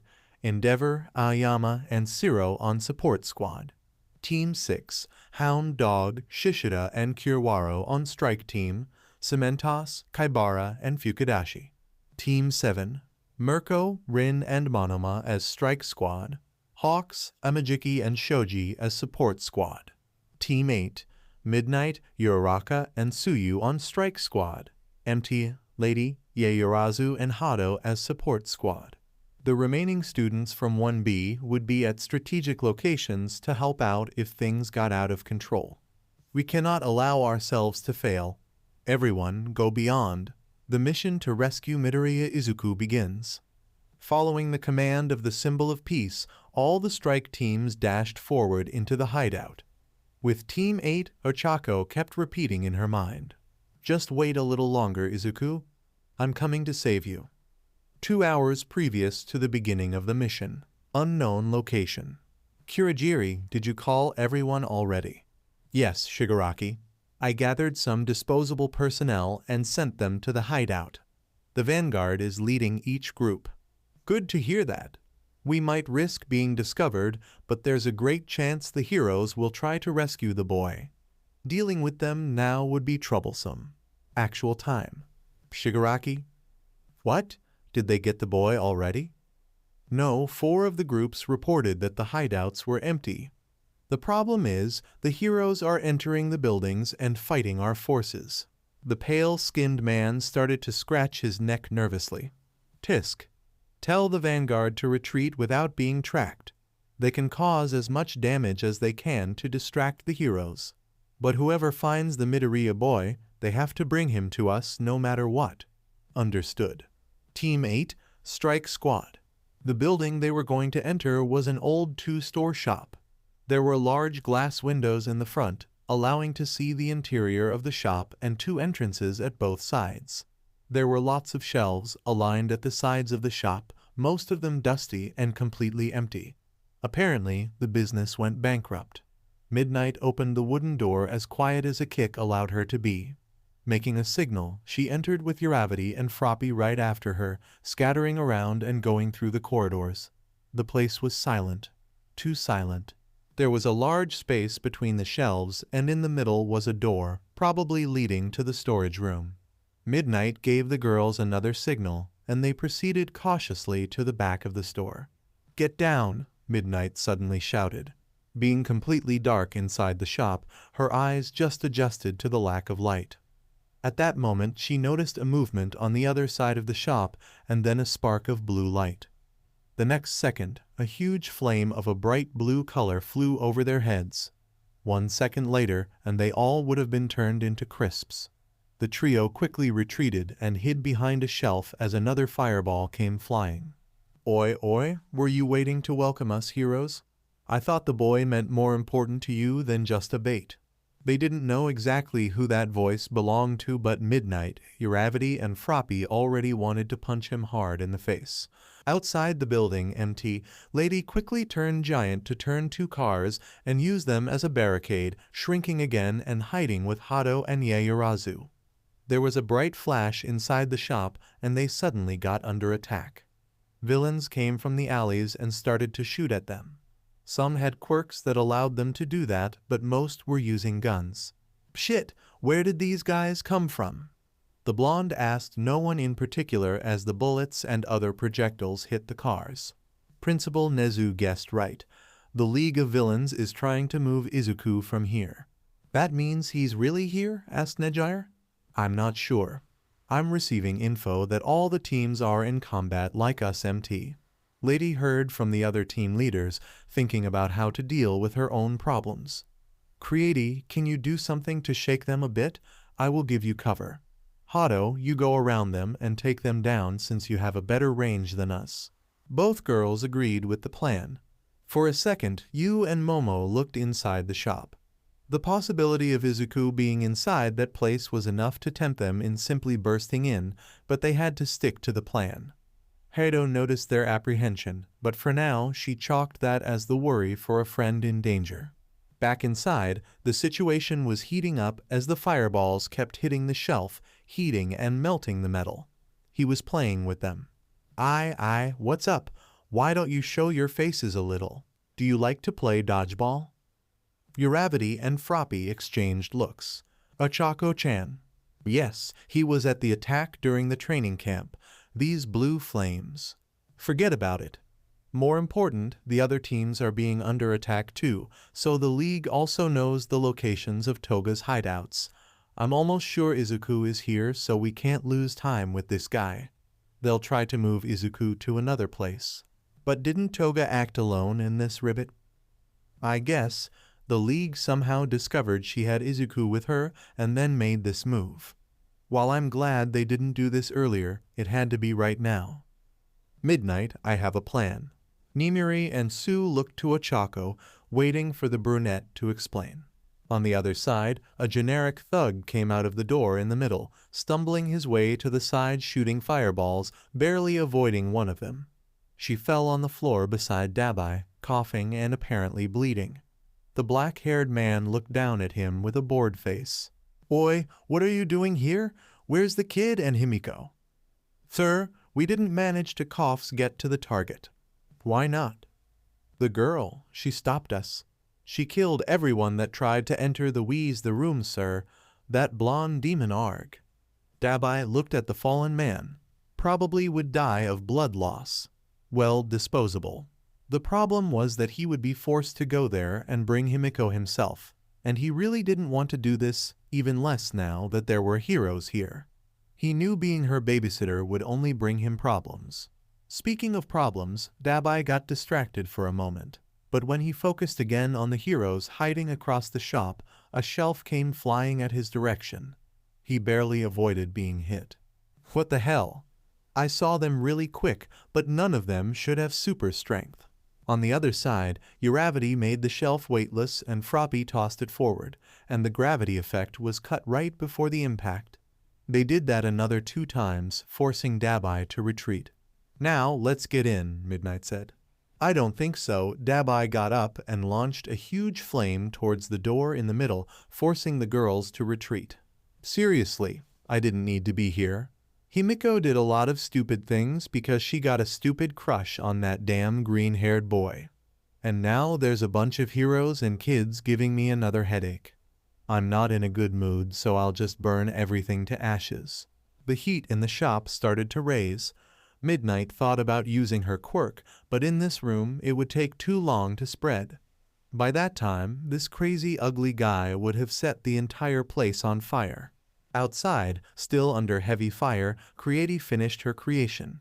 She pulled her red leotard open and a rocket launcher came out, surprising both MT, Lady and Hado, as the scene was flashy in more than one way. After that, the black-haired girl popped some spheres from her right arm and piled them at her side, loading the rocket launcher with one. "MT, Lady San, when I say, remove one of the cars, I'll shoot at them and Hado-san will fly up and get to their backs. Oi, we don't want to kill anyone. What's with the cannon?" "Don't worry, these are some custom flashbangs May created. They look like fireworks. There might be some scorching though." "Well, in that case, just give me the order." Creati made a mirror to look at the way the enemies were positioned. Some were behind cars like them, but others were using the alleys to cover. Luckily, they didn't surround them, but these guys could do it any time now. She had to act quick. One shot, reload, another shot, and she couldn't afford to miss them. She breathed in and out to steel her nerves, thinking about what would Izuku do in her place. "Don't be nervous. Keep your head clear and cool. You have a plan, follow it. If something goes wrong, analyze the situation quickly and adapt. Overcome your problems with a clever solution." "Yosh! Now, MT! Lady!" Hado got ready to fly and Creati prepared to fire. What she wasn't expecting was MT, Lady to grow and kick one of the cars in a single motion, launching it at the direction of the villains, who barely avoided being hit. Momo, still a bit shocked, got out of the barricade and took aim, shooting the flashbang at one of the alleys. She turned away and reloaded the cannon without looking, as May said these were some pretty strong flashbangs. Indeed, the alley became engulfed in a world of white, and the thugs closer to the explosion got their clothes set on fire at some spots. In less than 3 seconds, Creati shot again, hitting the other alley. She returned to cover and reloaded the cannon while Hado flew over them and landed on the backline of the villains, knocking them out with her shock waves. Creati made a steel shield and a sword without edge and was ready to help the girl when the glasses from the store blasted into pieces. She and Yu watched in horror as the shop looked like a blue inferno. Inside, Froppy leaped back and pulled Midnight and Uravity with her using her tongue, right before the place they were turned into a sea of flames. Dabi was setting the entire place on fire like he said he would. They got to the farther shelves, but if the fire didn't directly burn them, the heat would knock them down.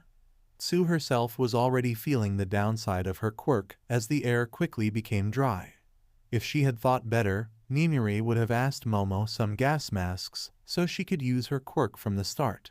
She was so eager to get inside that she didn't consider this possibility. The girls would be asleep way before Dabi if she used her pheromones right now. "Come out already, I want to end this as quick as possible," Dabi taunted. They were in a pinch. Through their heads passed a single thought: what would Izuku do now? Suddenly, something came flying through the window, landing near Dabi. He just had time to look down, and the thing exploded in a huge mess of pink foam that spread everywhere, covering him. At the same time Lady punched a hole where the door was and Momo came in. Hado landed right behind and followed her. At last Lady blocked the way with the other car, shrunk and stood outside just in case she had to grow again. "Momo-chan, what was that thing just now, Ribbit?" "It's a fire extinguisher for emergencies that May made. The foam quickly settles the flames, but since the villain is a flame generator, it won't do much." "We have to get in quick," Hado said. "If I get near him, I can knock the guy out with my pheromones, but someone came out of that door before." "They might have Izuku already," Midnight said. "Nimiri, I'll secure the exit. Someone has to go inside and take Izuku," Lady told them. "I'll go. Sue, I'll make myself weightless and you launch me at the door. This is the fastest way to cross that distance. Momo, can you make another foam bomb?" "Yes, just give me a minute." "Wait, Uravity, you're going there alone?" Hado thought that was a suicide plan, given their current situation, but then she felt Midnight putting a hand in her shoulder. "Just trust in her. Getting Izuku out of here is the priority." Still a bit reluctant, Hado decided to help in this plan. "Creati-san, let me toss the bomb. I'll use my waves to spread the foam in his direction. This should slow him down more." Everyone nodded and got ready, while Dabi got rid of the foam covering him. He ironically always kept his head cool, but right now he didn't have enough patience to deal with it. "Seriously, I'm gonna burn you all to dust." He lit up his arms on fire and was about to launch a hellstorm at what was left of the shelves across the shop when suddenly a girl with hair curled up like horns jumped out of the blockade and tossed another one of that foam bombs.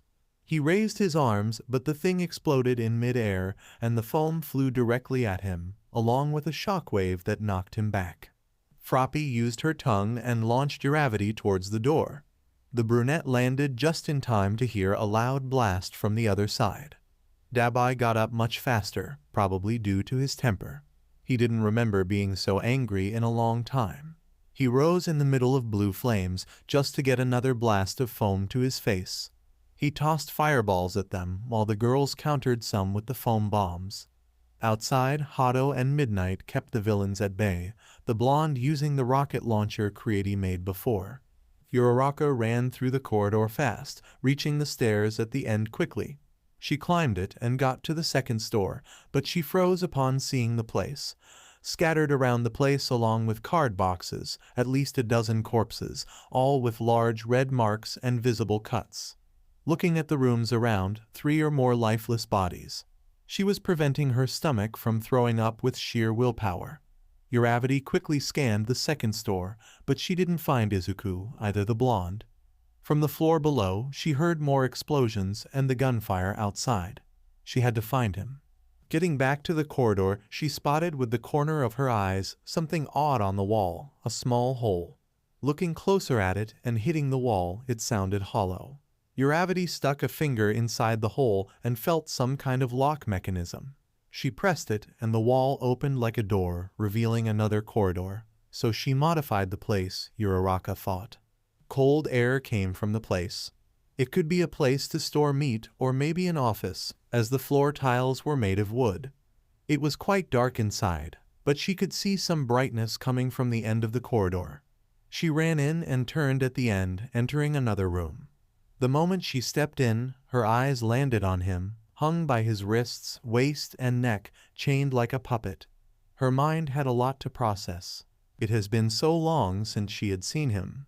So long since she thought about the moment she would find him. And now that she was here, Ochaco was lost. She didn't really know what to expect or in what state she would find him. She didn't want to think that he was suffering, so saying that she was shocked didn't nearly describe her current emotional state. Her eyes were working just fine, she wasn't hallucinating.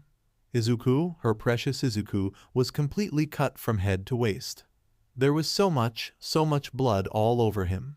He had done serious harm to himself before, but he never looked like this. Not only his body was tinged in scarlet, but his muscles also seemed frail, compared to the built-up body she knew so well.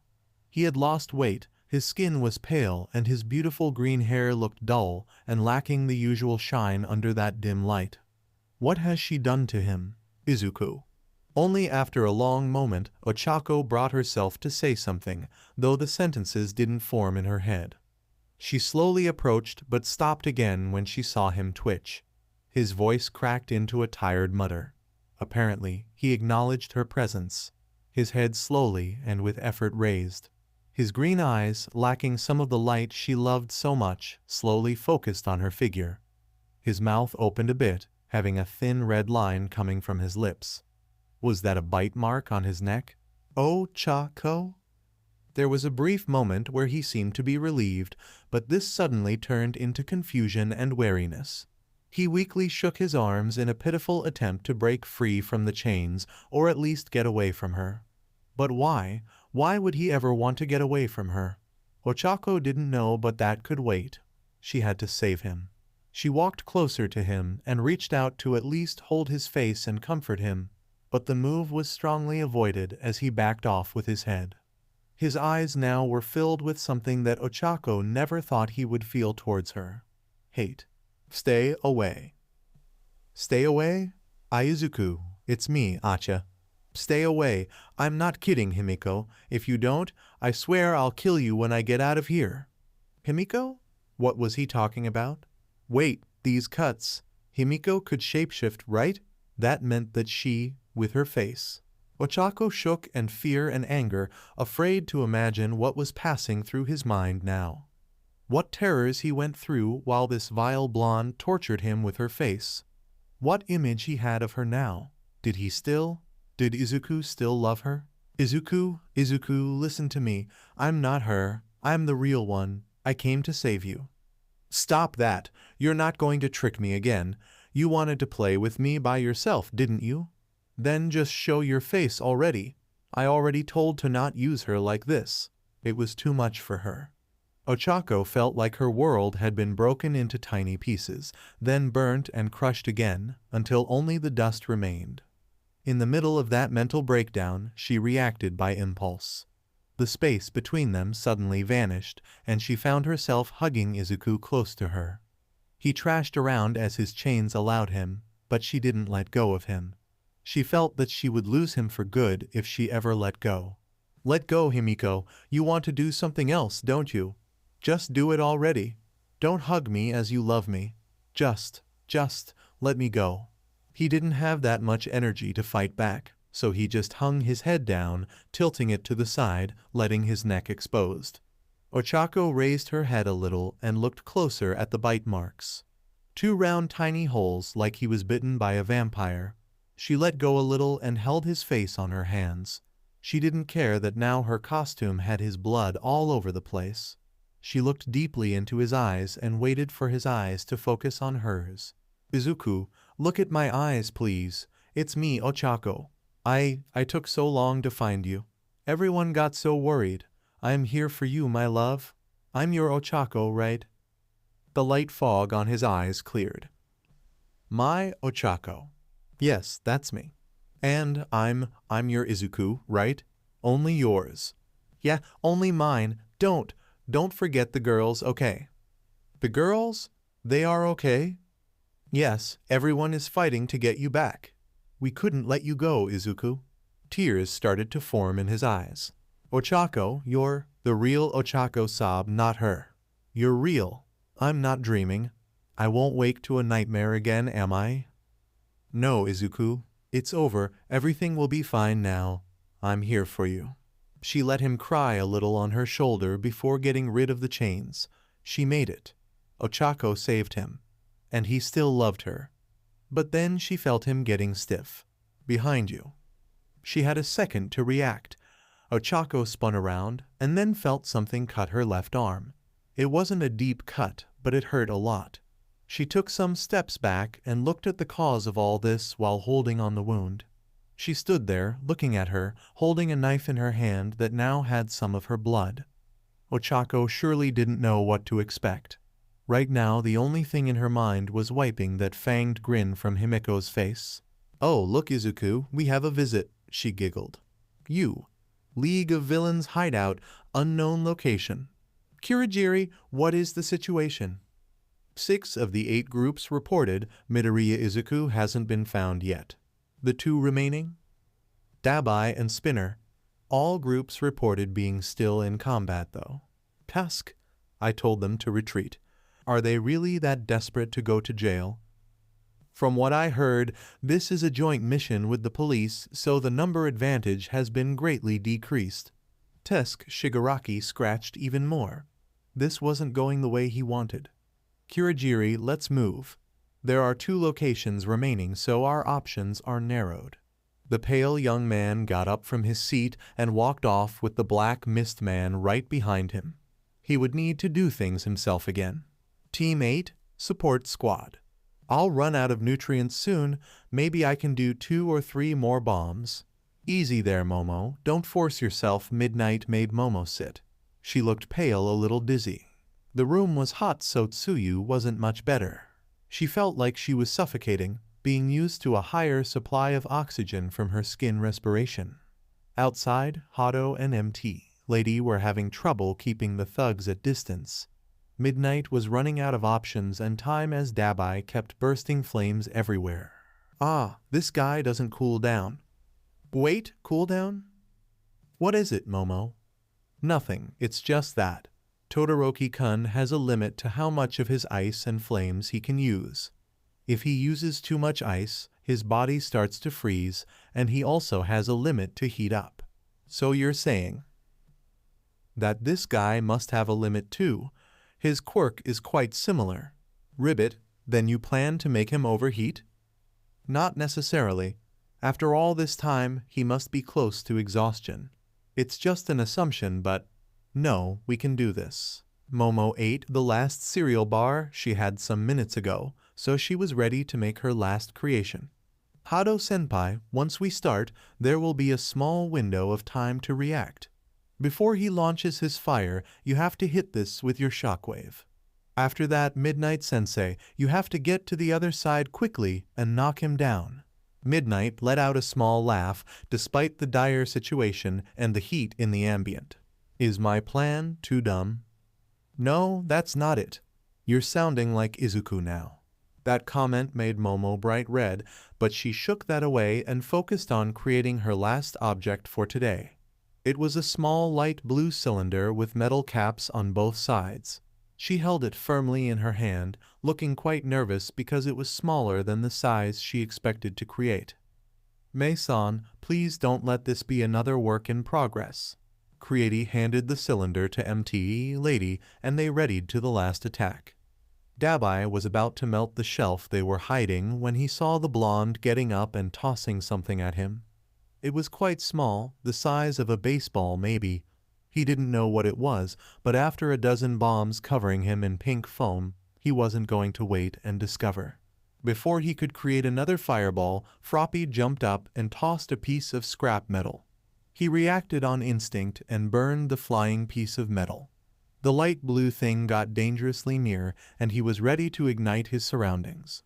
Once again the girl with curly hair appeared and sent a shockwave towards him, but he was prepared now. Dabi firmed his feet and burst in a tower of flames.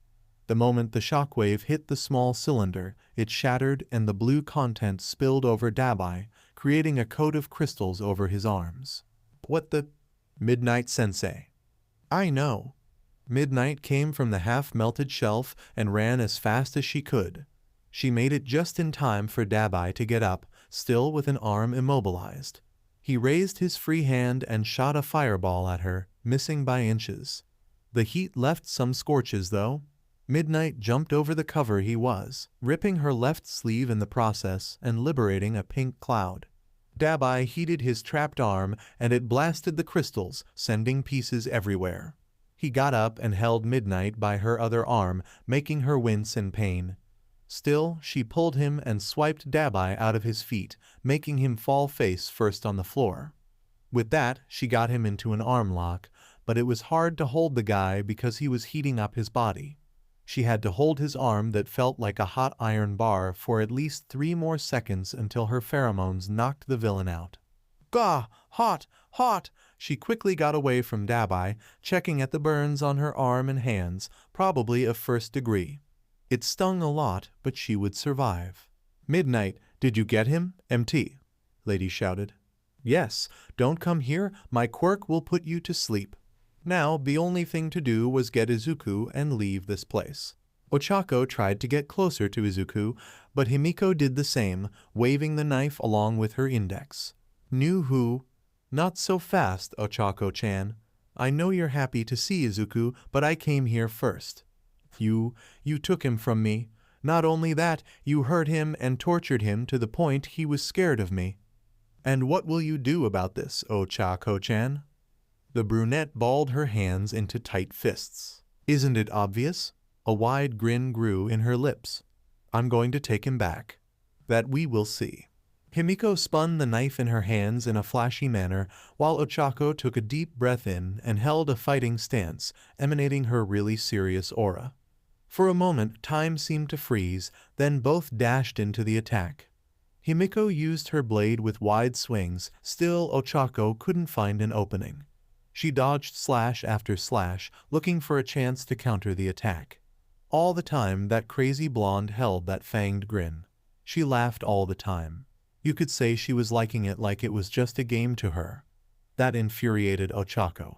Himiko spun on her feet and made a broad move, managing to cut some strands of hair from the brunette, but Ochaco used that to take a step closer, entering into Himiko's defense. She dodged an incoming stab, twisting her body a little, and used this momentum to hand a powerful blow under the blonde's ribcage, knocking the air out of her for a moment. Himiko quickly retreated, avoiding a punch to the face. Oh-ho, so I can't play around with you. Do it again, and you won't see what hit you, bitch. Second round. Himiko changed her hold on the knife, holding it backward. She got into a more defensive stance and, still grinning, taunted Ochaco with a finger. The brunette decided to fall for it, running at her and throwing punches that barely missed. She hated to admit it, but Himiko was pretty skilled. And strong too, and she stopped her right fist, pulling Ochaco closer to the blade on her other hand. Ochaco moved her head away and kicked Himiko in the guts, but ended with a cut on her cheek. She wiped the small line of blood, while the blonde licked the red liquid from the blade. You really want me to get serious, Ochaco-chan? I thought you were serious already. Can you even do better? Now Himiko seemed to emanate a really serious aura, but it was dripping with murderous intent. She squinted her yellow cat-like eyes and dashed forward, making a wide swing that Ochaco easily avoided. What was that? I saw it coming from a mile. A butcher cutlass came flying, almost hitting her head, and got stuck firmly at the wall behind her. Himiko actually jumped to reach the table full of blades she had.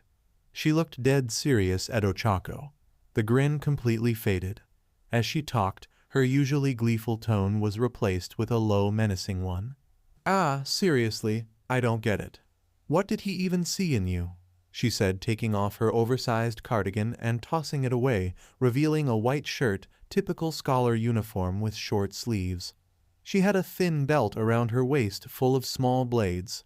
Himiko started to inspect the sharp objects laying on the table.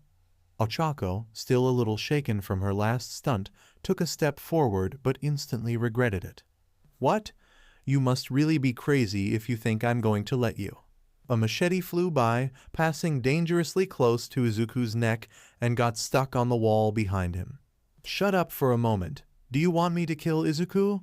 I cut to kill when I'm angry. Ochaco and Izuku flinched at the blonde's sudden burst. Izuku himself never saw her in that state. Seriously, it pisses me off. Why it had to be you? Himiko casually pointed a thin dagger at Ochaco. Why did he even see in you? Is it your bosoms? That fat butt? Or this plain round face of yours? I like you as a friend, Ochaco, but as a love rival, I really hate you. Ochaco felt her left eye twitch a little. This girl didn't have her mind in the right place. Love rival? Are you telling me you love him? Yes, that's it. I fell in love since I saw him at that sports festival. No, you can't love him. Why not? For starts, 'cause I said so, and second, you're a villain. Do you even know how many people died by your hands? Do you know how many loaves of bread you ate in your life, Ochaco? Why am I even talking to you? Because we're going to settle this, Himiko said, now with a shorter dagger on her other hand. Settle what? Who will get out of here with Izuku? You can't be serious. I'm very serious, Ochaco.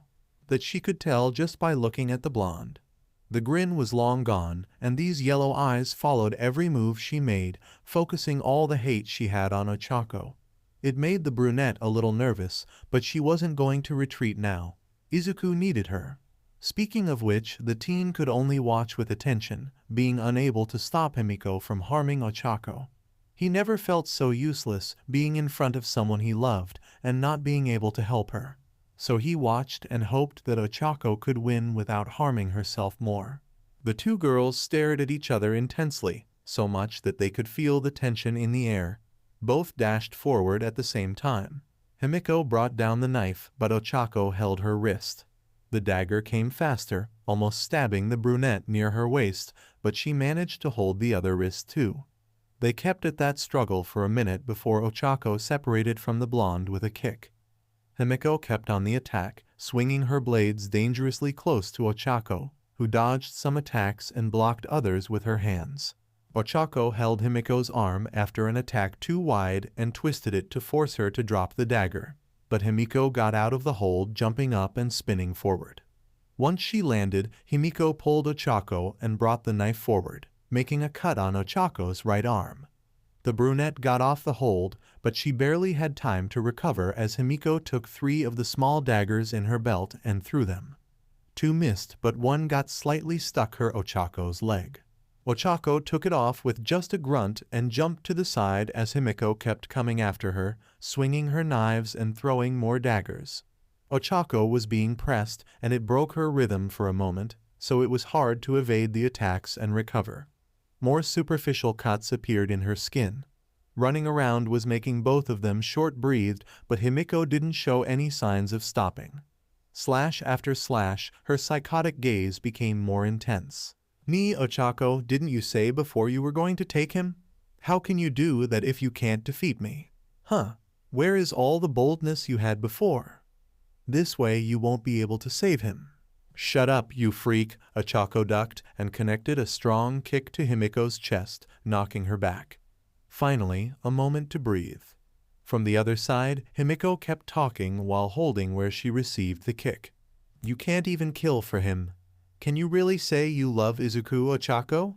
There she was again. "Of course I love him, more than you for sure." "Oh yeah, how can you be so certain just because you had sex with him?" Even in that situation, Ochaco got a little pink on her cheeks. "Dabi, what's wrong with what? I mean, I love him for more reasons than that." "Oh, you don't say. Well, just so you know, I love him as much as you do. We even FCK'd after all." Ochaco thought she heard something wrong. What was that blonde saying again? "You? What?" "We FCK'd a lot." "No way, you're trying to distract me, playing with my head. That's really low." "Oh, keep saying this until you convince yourself. If only you knew what we did together, right, Izuku?" Her eyes moved to the teen hung by chains. Ochaco followed her and saw in Izuku's face an unspoken plead for forgiveness, as if he was the worst person in the world. Ochaco let her head fall a little. She was shaking in her place. "Oh, can't handle the truth? What if I tell you about that time we had sec and I was in your form? It was my first time, you know." No one heard a noise, but something snapped inside Ochaco. When she looked at the blonde again, she had the same intense eyes of the villain, aiming to kill. You are dead." "Ooh, scary, you will get stuck with that look in your face, Ochaco, though it would be an improvement to that plain round face." "You shouldn't have done this, Himiko," Ochaco cracked her knuckles. "What? With Izuku? Take what is mine." It was the last round, both felt it. They went into another attack, Ochaco running straight forward. Himiko tried to hit Ochaco with her knives, making short and quick swipes, while Ochaco countered what she could, finding some breaches to punch the blonde. None of them backed away, so Ochaco ended with some shallow cuts in her arms and belly. Himiko too didn't come out unharmed as her rival landed some heavy hits in her, making her body feel sore in many spots. Both were equal in close combat, but Himiko had more speed, which she used to reach her opponent with her blades, while Ochaco had more strength and managed break defenses more easily. The blonde girl blocked a fist with her right arm and closed in with a knife pointed forward, but his only made a thin red line as Ochaco countered with a kick on her sides. Himiko spun on her heels, making a broad swipe that Ochaco evaded by jumping up. The blonde used that to catch her off guard and aimed at her left shoulder, effectively sinking the tip of the knife. Ochaco held on her even with this and punched Himiko straight in the face, drawing some blood from her nose. Himiko held both blades in reverse and attacked again, moving much faster than before. She spun the blades at her hands while she slashed at the brunette, changing her stance all the time. Instead of blocking the incoming blows, Himiko twisted her body and spun around, practically annulling the impact and creating a dangerously aleatory counterattack. Ochaco was having difficulty to keep up because of the cuts, but at some point she held Himiko's arm, spun on her heels, and used the momentum to toss her over the shoulder. Surprisingly, Himiko managed to land her feet on the floor, stopping her fall holding on Ochaco's neck. She quickly got up but received a strong kick to her sides. Ochaco attacked now, taking advantage of the light dizziness Himiko felt. Most of her punches and kicks were evaded, but the ones she hit caused major damage. In a moment of recklessness, Ochaco opened her guard and Himiko ducked, jumping at the brunette and tackling her to the ground. It became a battle of strength as Ochaco held Himiko's hands, while the blonde tried to sink the knife in her chest with her weight. Ochaco, in a surprise move, stopped struggling, moving Himiko's hands to the side so the blade hit the floor next to her head. This threw Himiko out of balance and Ochaco tossed her rival over her with her legs. Himiko landed with a thud and got up in her knees, only to receive a kick at the side of her head. She got up again and the first thing she saw was an incoming fist.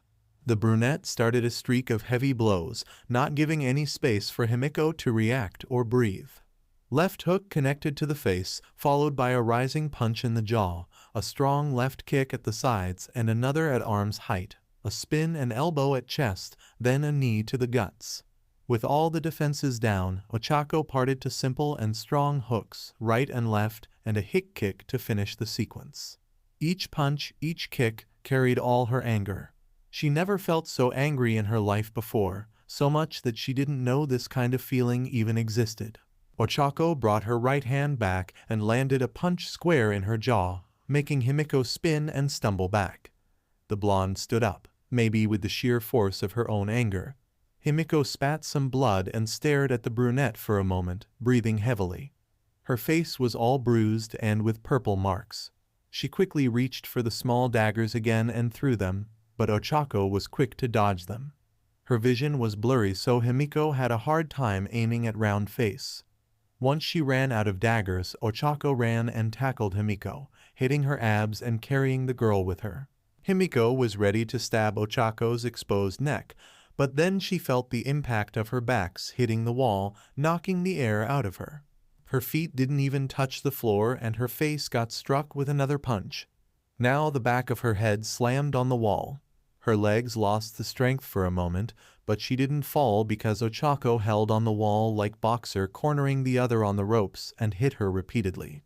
She then held Himiko's shirt and made another toss over her shoulder, effectively slamming her backs on the floor this time.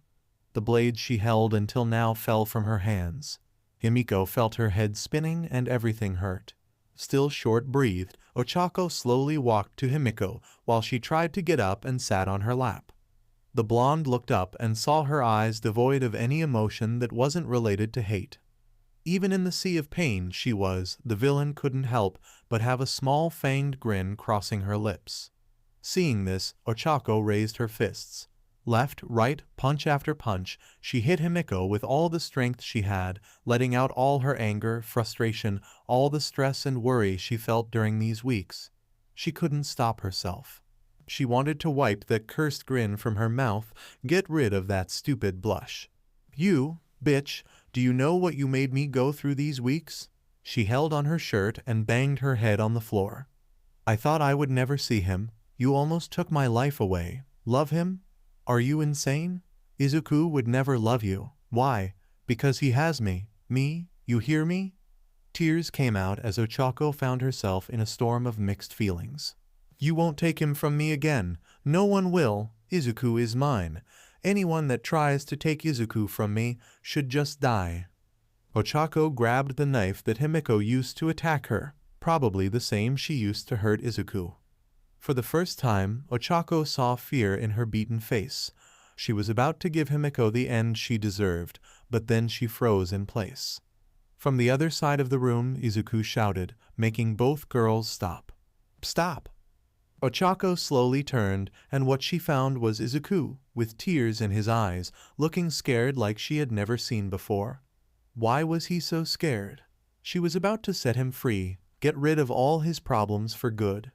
Why did he tell her to stop? "Ochaco, stop it, please." She let the knife fall on the floor. Himiko tried, but she didn't have any strength to pick it up at the moment, so she just gave up. "Okay, I admit you win." "I win?" "Yeah, I told you we would settle that. Come on, finish this." Ochaco looked at the knife, but Izuku shouted again. "Ochaco, don't." She was confused. Why did he say that? "Izuku, what's up?" I'm almost saving you. I just have to." "You can't. You can't kill her, Ochaco." "What? What do you mean? She hurt you, Izuku. She hurt you so bad. She has to pay." "No, not like that. Not you, Ochaco." The tears didn't stop flowing. "You can't do this. The Ochaco I know would never kill her like that. So please, don't do this. Please, please be real. The real Ochaco. The real one." Izuku seemed to drift away a little, repeating this under his breath. Ochaco felt her blood freeze at the thought that Izuku was doubting she was real. She then felt Himiko move under her. The girl was laughing. "Ha ha ha ha ha. So it ends like this? I knew you were a joke. You can't kill for him? How pathetic can you be, Ochaco-chan?" "You." Ochaco held her shirt and pulled Himiko up. The blonde showed her fanged grin again, taunting her to punch again. She wanted Ochaco to hit her. That was her plan. Winning by making Izuku believe Ochaco wasn't real. She didn't know, but just one more punch wouldn't kill her, right? Maybe 2 or 3 or 20. Yeah, borderline dead was enough. But before Ochaco could slam her fist in Himiko's face again, a pair of arms held her back. She reacted frantically, trying desperately to hold the blonde again and hit her with all her strength. "Ochaco, what the hell do you think you're doing?" These words apparently brought her out of her angered state. Coming to her senses, she let her arms fall to her sides limply. Midnight held the brunette and dragged her away from the fallen girl, still feeling the pain from her burns. They finally stopped the guy with the ugly scars, and when she entered the hidden room, what she found. Izuku hung on chains and a bloody mess, and Ochaco about to punch Himiko into next life. What has happened? "Midnight-sensei," I gasped. My Midoriya Hado just came into the room and found the scene, being completely shocked. "Hado, did the reinforcements arrive already?" "Huh?" Ah yes, the police and some pro-heroes are here. We'll use the back door to escape. Good. Quick, take Izuku out of these chains. Hado moved and proceeded to free Izuku, making an effort to not let herself cry, as the state of the teen was terrible, to say the least. As for Izuku, he never stopped crying, and his eyes remained focused on the brunette. Midnight, MT. Lady came into the room, having a shock when she saw Izuku. Oh my, not now, you. Midnight, more problems. What now? The villain you knocked down vanished. What? He shouldn't be able to wake up. He didn't. I was going to carry him with us, then I saw that guy with the purple smoke head. He teleported away before I could reach them. Damn it. Nimiri, what happened to Ochaco? Huh? She fought with Toga. What else could have happened? And where's the villain? She right? Where? Looking around, they spotted another hidden door in the corner of the dark room. MT. Lady checked it, and it leads to the sewer system. She's gone. Midnight's eyes narrowed in anger. After all this, they didn't manage to catch her. She shook away this feeling, turning to look at Hado finally taking off the shackle on his neck while his body rested in her. The black-haired woman let out a tired sigh. Let her go then. We came here for another reason. When everyone received the information from Midnight that they got Midoriya back, everyone cheered with the success of the mission. They didn't get to capture the villains of the Vanguard as Kirigiri appeared on the hideouts and teleported them. The League suffered a great loss in numbers though. Most of the villains were common robbers, but there was a large number of gang members that were being searched for some time. Some known names of the underground also got captured as well, so to the police it was a complete success. Thanks to the preventive measures Principal Nezu took, the collateral damage was minimum and the number of victims 0. Well, there was one victim. The feeling of victory vanished when Class 1 heard that Midoriya was taken to the intensive care unit in a hurry. MT. Lady carried her team in giant form to get there as soon as possible. The students wanted to see their friend, know his current state, but Aizawa was imperative in denying them. He also made Tsuyu, Momo, Hado, and Ochaco promise that they wouldn't tell anyone about his current state under a threat of expelling. The following days were full of anxiety for 1A. With the teachers, All Might and Recovery Girl arrived at the hospital to see the young survivor. Needless to say, they were shocked to see the kid. Toshinori felt his legs lose the strength and he fell to his knees, holding on the bed and looking at the floor, dread taking over his features. Chiyo then hit his head with her cane. Stop whimpering, Toshinori. This kid went through a nightmare. You have to stay strong and help him when he wakes up. The skinny man slowly got up. You're right. I can't let young Midoriya see me in a broken state. He went through this because of the path I lead him to. It's good that you're aware of it. Now, what you have to do guide him through this path. He'll need your help more than ever. Yours and of everyone. After some hours, other teachers and some police officers reunited in another room of the hospital. They were discussing the results and how to proceed. Do you think the damage was too severe? Toshinori asked, apprehensive. To his body, I doubt. The short old lady took the medical records and revised them, as she got a preview from the emergency team that took Midoriya into the hospital. Blood loss and cuts all over his upper body. No signs of infection. The most serious things are bad nutrition and his muscles. The exams point out that he didn't move at all during these 3 weeks. To be honest, he caused himself more damage than that. And about his mental state, Aizawa said, well, that's what worries me the most. Tsukochi-sen. The detective reviewed his notes. He interrogated the student of Team 8 that got to rescue Midoriya. According to Uraraka Ochako Uravity, the assassin Toga Himiko used both physical and psychological torture on Midoriya. When she found him, he didn't recognize her at first, probably due to the transformation ability she possesses. While most of the cuts over his body were shallow and only intended to draw small amounts of blood, 2 things are more concerning. 1, the large drawing carved on his chest, and 2, the bite marks on his neck. This style of torture isn't new to Toga. In fact, it seems to be her main way of killing the victims, which is the beginning of the problem. He took a moment to breathe. Telling these things was never easy. Given her psychological profile, this extremely long period, and the nature of the marks leads me to believe she developed some kind of attachment to Midoriya that isn't related to just torture and murder. So you think she fell in love with him? Nezu outed bluntly, shocking most of the people present, Nimiri and you more than the rest, of course. Well, you could say that. She carved their initials on his skin. From now on I can only speculate because she never did something like this before. My theory is that Toga Himiko assumed the form of Uraraka Ochako and other people closer to Midoriya and tortured him. This would explain the distrust and detachment from reality Uraraka described. Is there any chance this attachment could be mutual? Snipe asked. The question seemed to weigh a ton. That we'll discover once he wakes up, Recovery Girl said. If you allow me, All Might started. Young Midoriya is much stronger than he looks.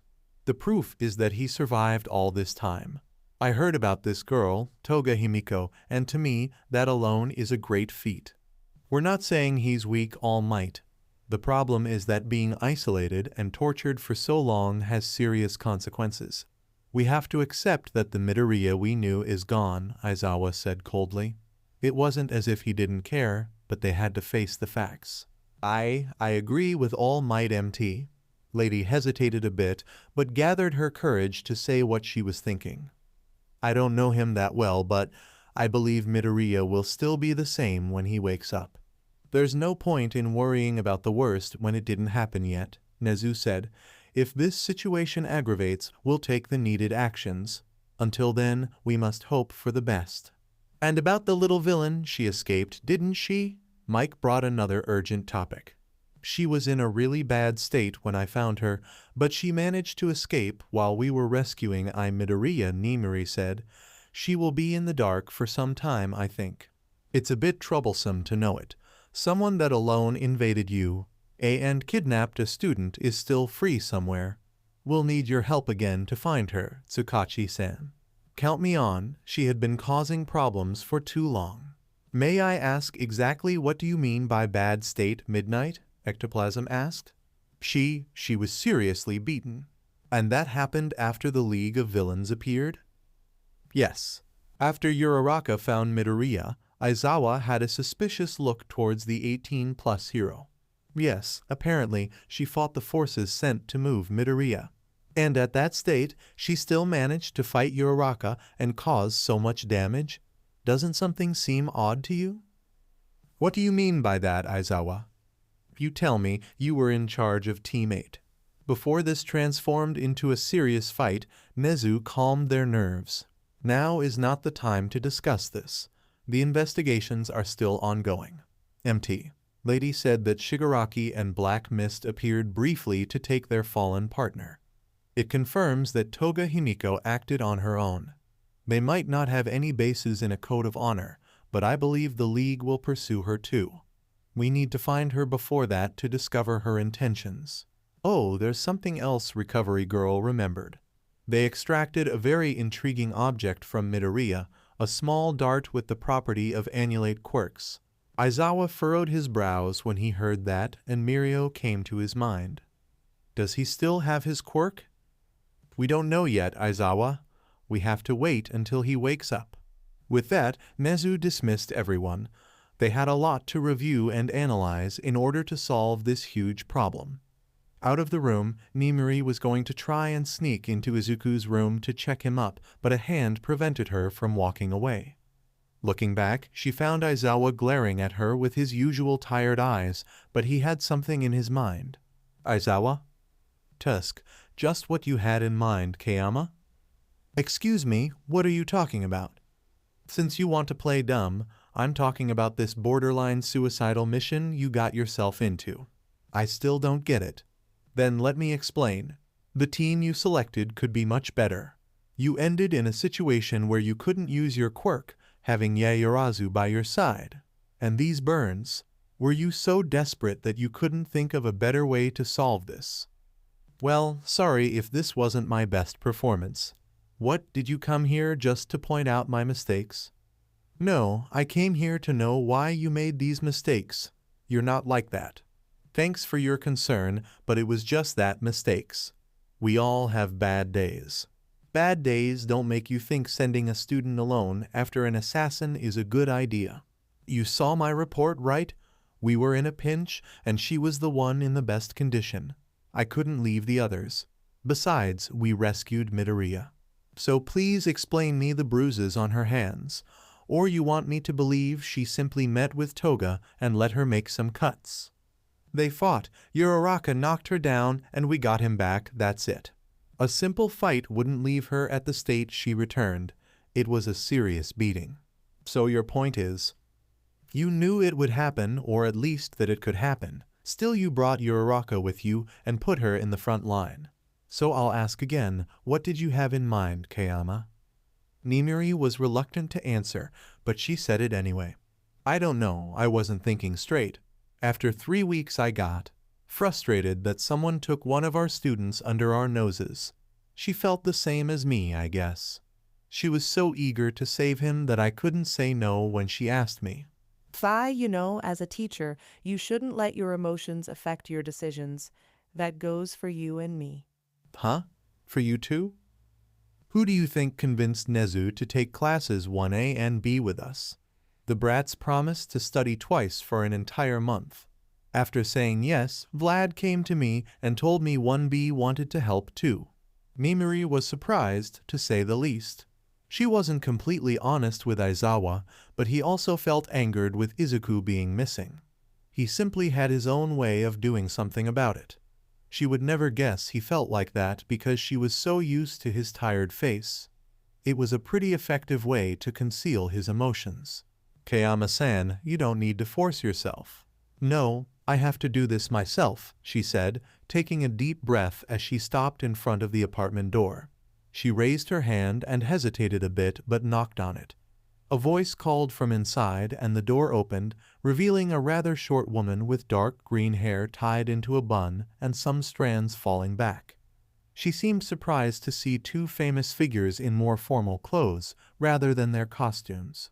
All Might and Midnight? Inko opened the door completely. What brings you two here? Oh, it must be Izuku, right? Does he need authorization for something? I haven't been able to talk with him these last weeks, but I guess he's really busy. Maybe it's a test period and he's studying. Miss Midoriya, can we come in? Nimiri politely asked. Inko didn't like the way she said it, even less the tone she used. Worry started to grow inside her, a worry that she ignored for the past weeks. Once inside, Inko offered some tea for her guests, but they declined the offer. To be honest, Nimiri had a bad taste in her mouth right now. So, may I ask the reason for this surprise visit then? All Might started to speak. This would be difficult. Maybe you should take a seat. Ahem. Miss Midoriya, we came here to inform that yesterday, at 11:57 p.m., we successfully accomplished a mission to rescue Midoriya Izuku.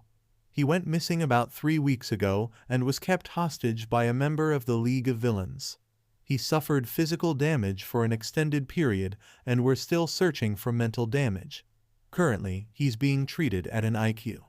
All Might looked at Inko's face, not knowing what expression he should have at this moment. Inko, on the other side, looked beyond shocked.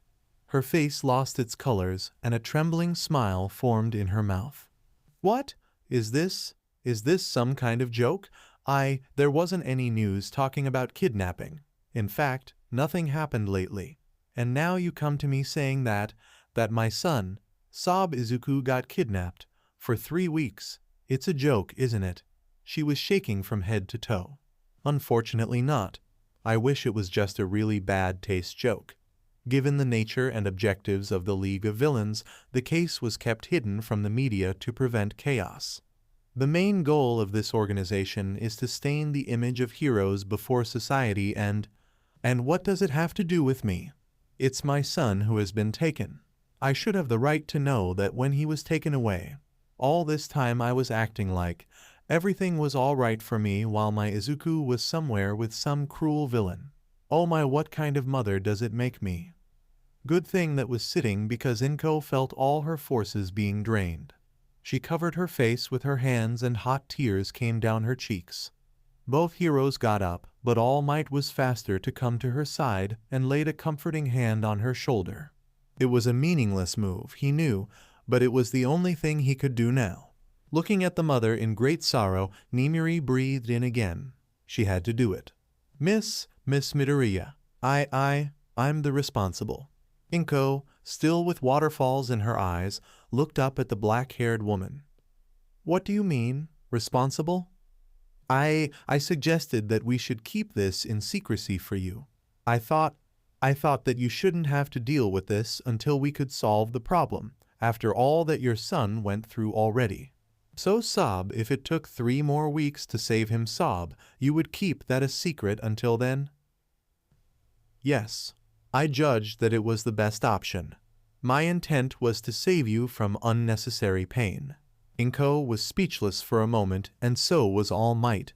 When she decided to say something, Nimiri continued, shutting her eyes tight and clenching her fists. But I know it was selfish of me to leave you in the dark like this.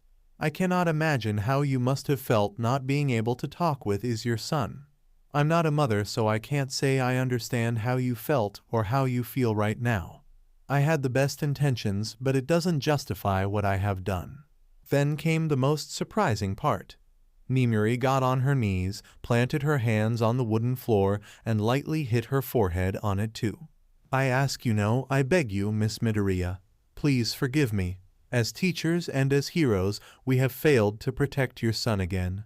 I know I don't have the right to ask you this, but if you could find in your heart at least a little bit of faith, we'll take care of him and work harder so it won't happen ever again. I beg you, Miss Midoriya, that you trust in us again to guide your son through the path to become a hero. Nimiri didn't believe it hurt so much to get these words out, but it didn't matter because it must hurt way more for Inko while she heard them. She didn't have the courage to look up at the woman, so Nimiri decided to keep her forehead on the floor. A little ahead of the famous hero, Inko was once again speechless, still crying. The short lady got up from the couch, or at least tried, because she took one step and her knees failed her. All Might caught her, but she nodded to him, meaning she was okay this way. I can't believe this. It's the second time a famous hero comes to my house and bows at my floor. Do you even know how overwhelming that is for me? I'm just a normal mother. She reached forward and placed her hand on top of Nimiri's hand, something really unexpected. If you allow my boldness, Midnight, a hero like you shouldn't be bowing at the floor like this. She gently pulled Nimiri up. And a beautiful woman like you shouldn't be crying either. I say that, but I always cry a lot. I think I passed this habit down to Izuku somehow. The small tears in the corners of Nimiri's eyes didn't compare to the rivers running down Inko's cheeks, but to the green-haired lady they carried the same meaning. Miss Midoriya, I understand. You did what you thought was best. I can't be that angry when you went that far thinking about my well-being. And about Midoriya, if you can trust us again. Of course I trust you. You're heroes. Who should I trust in if I can't count on you? This kind of thing is a risk Izuku will deal with as a hero. I only wished he didn't have to face it so soon, but you'll help him to get through this, right? He has grown so much already. You'll have to pardon me, All Might. With all due respect, my son will be the greatest hero that ever existed. She looked up at the skinny man. He replied with a smile. I think the same, Miss Midoriya. Glad to know we agree in that, but that won't happen so fast if you don't guide him there, right? She turned to Midnight again. So I have a request to you since you felt you had to tell me this personally. Midnight, please take care of my Izuku. Inko stared intensely at Nimiri's eyes, really waiting for an answer. The short lady had a powerful aura for someone that looked so sweet and harmless. Maybe Izuku also got his bold side from her. Yes, I will. It's a promise. You have to do what you can, but please don't throw your life away for this. I'm happy to see you kept your promise, All Might. The man stiffened a bit upon being reminded of that. She indeed had a powerful aura. You have to promise me too, Midnight. I promise, a light pink adorned her face, almost imperceptible. It's almost like she's giving me her blessing. I feel so nervous now. Well then, Inko got up, still holding Nimiri and helping her get up too. Can I at least see my son? How can I say it? Midoriya went through some intense experiences. He suffered torture and he's not in a good state right now. Inko struggled to keep the smile that she had now, but the tears were still rolling free. Then I must see him. He'll need me close to him when he wakes up. How strong can this woman force herself to be for her son? And so they left the apartment. Inko was allowed to stay at the hospital for an undetermined time, with a little help from Tsukachi and recovery girl. Once she laid her eyes on her son, lying peacefully on that bed, she almost fell to her knees again, but Nimiri helped her to stay on her feet. Inko stood the rest of the afternoon and the entire night by his side. During that time she talked with Chiyo about his condition. The old nurse told her he had been through worse cases, but he had to rest. The cuts were shallow, so they would heal pretty quick, even without her quirk. She also knew a medic in that hospital. The woman was a lady with a different type of healing that could get rid of most the scars that could form. Inko was glad that his son wouldn't have to live with the marks of this nightmare. Well, at least not all of them. The one on his chest was too deep to be healed like this. This would be a permanent mark, just like the bite at his neck. Inko wondered what kind of heartless villain would do that to her precious son. On the next day, Inko received a lot of visits. Izuku's friends wanted to see him, but Aizawa-sensei didn't allow them yet. When they got to know Inko was at the hospital, they asked Principal Nezu to at least see her. They brought a variety of gifts to her and to Izuku, and they all expressed their feelings for her, wishing for his quick recovery. All of them, even Bakugo. The blonde waited for everyone to leave and came to her, with his hands on his pockets. I guess old Rag would want me to at least say this. I feel sorry for Izuku. Somewhere inside all this rage and rebellion, Inko sensed an honest feeling. Bakugo was a good kid deep inside. Tell that loser when he wakes up that I'll beat him for being captured so easily. So that's your way of wishing him a good recovery, Katsuki-kun? Inko sweat dropped. Still, something bothered her. Among all the students, one of them looked like she wanted to say something, but gave up in the last moment. Katsuki-kun, can you please call that girl with the pink hair? Oi, shitty pink skin, Midoriya mom wants to talk to you. Bakugo-kun, don't shout at the hospital. Bro, you're shouting too. I broke the rule myself. It's okay, bro. Ashido timidly approached the short lady. You wanted to talk with me, Miss Midoriya? Please at least call me Inko, since you're a friend of my son. You seemed like you had something else to say before. Oh, It's okay if don't want to tell me, but I feel that sometimes we have to take these things out of our hearts, don't you think? Ashido took a deep breath in and said what she had in mind. Well, Miss Inko, to be honest, I was the last person to see Izuku before he went missing. If I was with him at the time then, you don't know about that. This villain seems very dangerous. Both of you could end kidnapped. But I'm sure Izuku wouldn't want that to happen. I'm happy that you told me that.